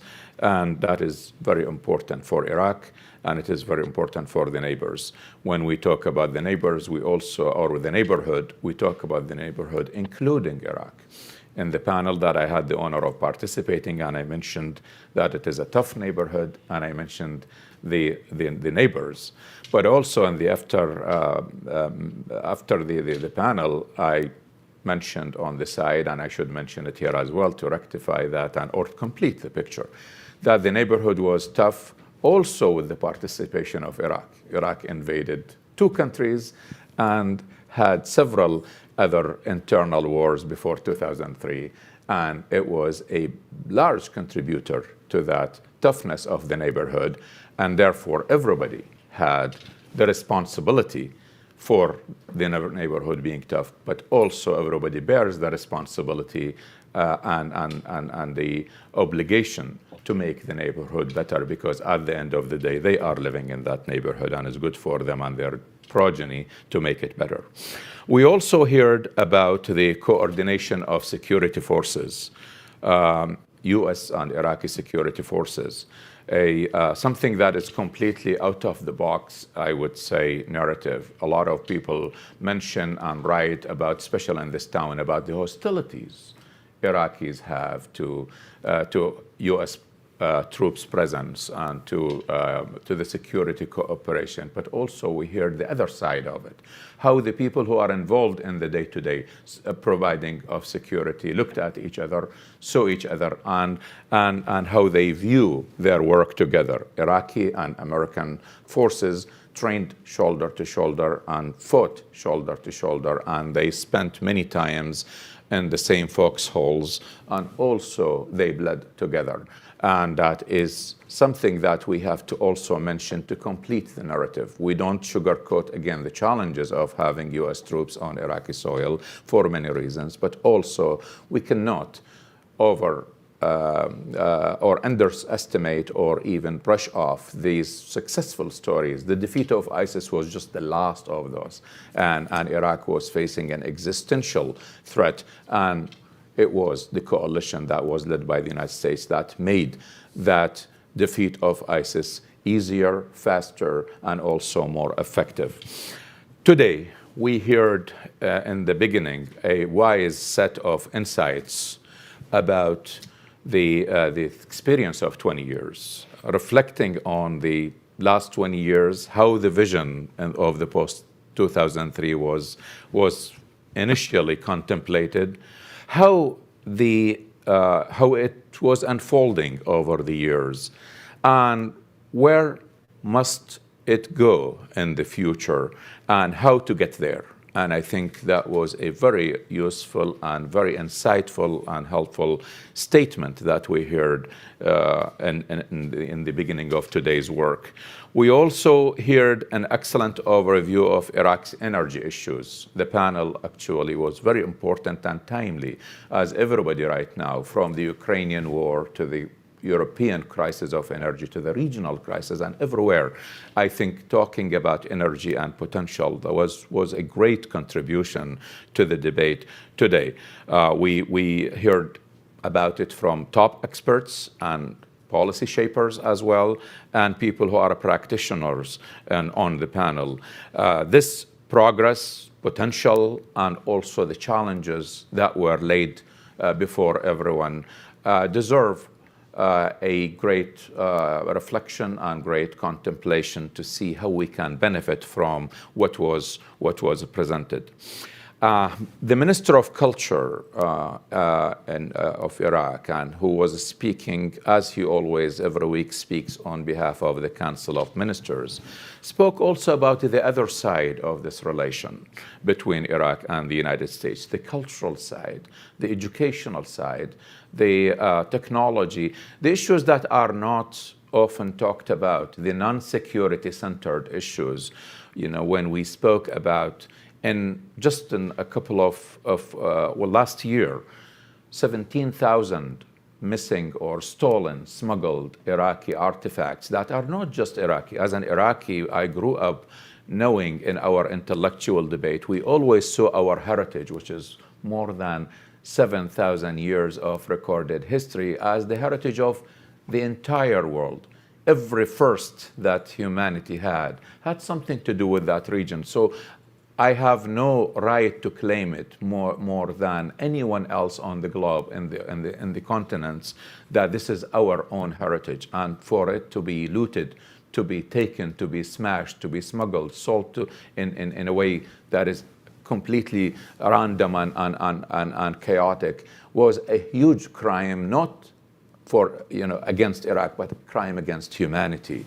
And it was so wonderful, so refreshing for me, especially because I worked on some of those issues for many years, to stand at the Smithsonian and see the tablet of Gilgamesh dream was returned to Iraq. 17,000 unique and priceless, invaluable artifacts from thousands of years were returned to Iraq. 17,000 pieces, the largest repatriation in Iraq's history of artifacts. This was not just the work of the Iraqis, and they did a lot on it. The Ministry of Foreign Affairs, the embassy here in Washington, also the Ministry of Culture, but also we have to remember the hard work of the Homeland Security Department here, the hard work of the Justice Department that had to go through well-lawyered artifacts smugglers and artifact collectors and others who put their hands on these and got them from them. As I said, and the State Department also, and other institutions, cultural institutions here in this country. If we were to look for a textbook example of the kind of great relations between these two countries, this should be studied and taught, actually, how these interagency or this interagency work was conducted at the highest caliber, and you see people who were proudly coming in a ceremony and giving Iraq back its patrimony again, giving it not just to Iraq, but to its proper place where humanity started in many of its chapters. So that was a great thing to hear. And there is more actually to be done to activate those sides of the strategic framework agreement between Iraq and the United States. And we have to see that also between Iraq and many other countries, and some of it is already underway. If you go to Iraq, as I do all the time, and those of you who go as well, you see there are so many embassies that are very active, engaging as well. The French, the Italians, the Dutch, the Germans, and the Netherlands, I should say, and the Germans, and and many others whose ambassadors are working very hard, to name only a few.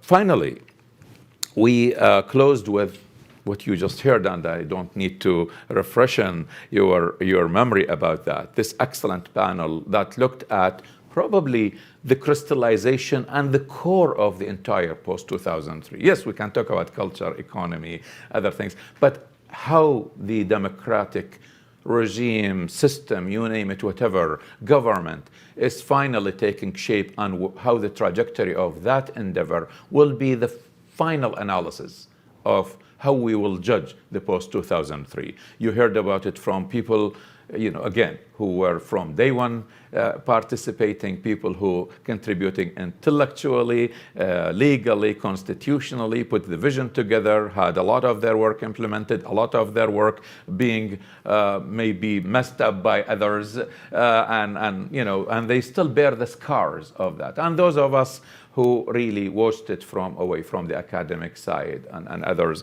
And this, I think, yes, Alex, I believe that, there were so many names called and attributed to the system, but that's how we should do it. We should call a spade, as you said. And the panel here did not shy away from that, because we need to do that. We need it not to tear down what we are doing. We need to do it because this is the only way we can be faithful to the Iraqis who died going to voting polls, dodging bullets and dodging car bombs and dodging IEDs, to those who fought and bled and fought for every inch of Iraqi territory that was taken by ISIS, and they claimed it back, to those who really sweated and put their heartaches and their headaches and their all of what they had, and also sometimes they had joyous moments in their offices and on the street and working with people to make this experiment. Iraq, at the end of the day, is yes, it has many challenges, but I think we are going somewhere with this country. Anybody, if they have any level of IQ, no matter how low it is, they could never say in good faith that Iraq today is like or worse than the days we started with in 2003. In 2003, and I will close with this, Iraq was under Saddam Hussein, and we were thinking that we were going to be delivered from him or by him to his son, Qusay. And Qusay was quoted as saying, if he were president, Iraq would be 5 million people. At the time, we were 20 million. Guess where those 15 million would go? The ones who are mostly will be in his hands will go 6 feet under, as they did over the years. Or the luckiest of the luckiest would be speaking to you at the Atlantic Council. 30 years later, I was kicked out with one-way ticket in 1991, and that's how it works, and I'm the lucky one. Imagine the others. Yeah. So really, when we look at this, we are going somewhere. We have a good trajectory. We have a good story to tell, but we also have to be realistic and believe and tell ourselves and everyone else that we have a long road ahead. There are no shortcuts, as I always say, to democratization. You have to go through the same route, and if you are lucky, you will get to the end. And if you are not lucky, think where Afghanistan, began, and after 20 years where it ended, or you really hold your ground, give it what it takes to get somewhere. And anywhere we are getting, it is not going to be comparable by reasonable people with where we started. Finally, I would like to really give a few words of thanks. One of them is to all the panelists and the moderators and everybody who helped us, the speakers as well, from various places, from Iraq, from here, who joined us, and from other parts of the world. Officials as well who gave their time, especially in Iraq with this government formation, to see people pulling themselves out of that and coming, shows commitment and interest. Our partners and sponsors deserve always all the praise. Without their work and their contribution and their feedback, we would not be doing this. The Atlantic Council, I cannot speak and give justice to this Atlantic Council that hosted me for these years to do this work on Iraq as the only program on Iraq in Washington, D.C. And it's been just going from one great moment to another. And definitely also, I must mention the partnership with the Iraqi government, with the Iraqi embassy in Washington, the U.S. State Department and other parts or agencies of the U.S. government that not only our history go back to the last 4 years, but I've been with them hand in hand for more than 20 years in my personal capacity or academic capacity. Thank you all. Thank you to the communications department at the Atlantic Council that made this beautiful event well organized and really going all the way to wherever people want to view it from. And wish you all the best. And finally, as I said, we did the work, we reflected, we presented the vision that we have, and it's time really to reflect on those and see how we can use them to make a better world for the Iraqis who deserve much better than what they have today. And thank you all. Have a wonderful day.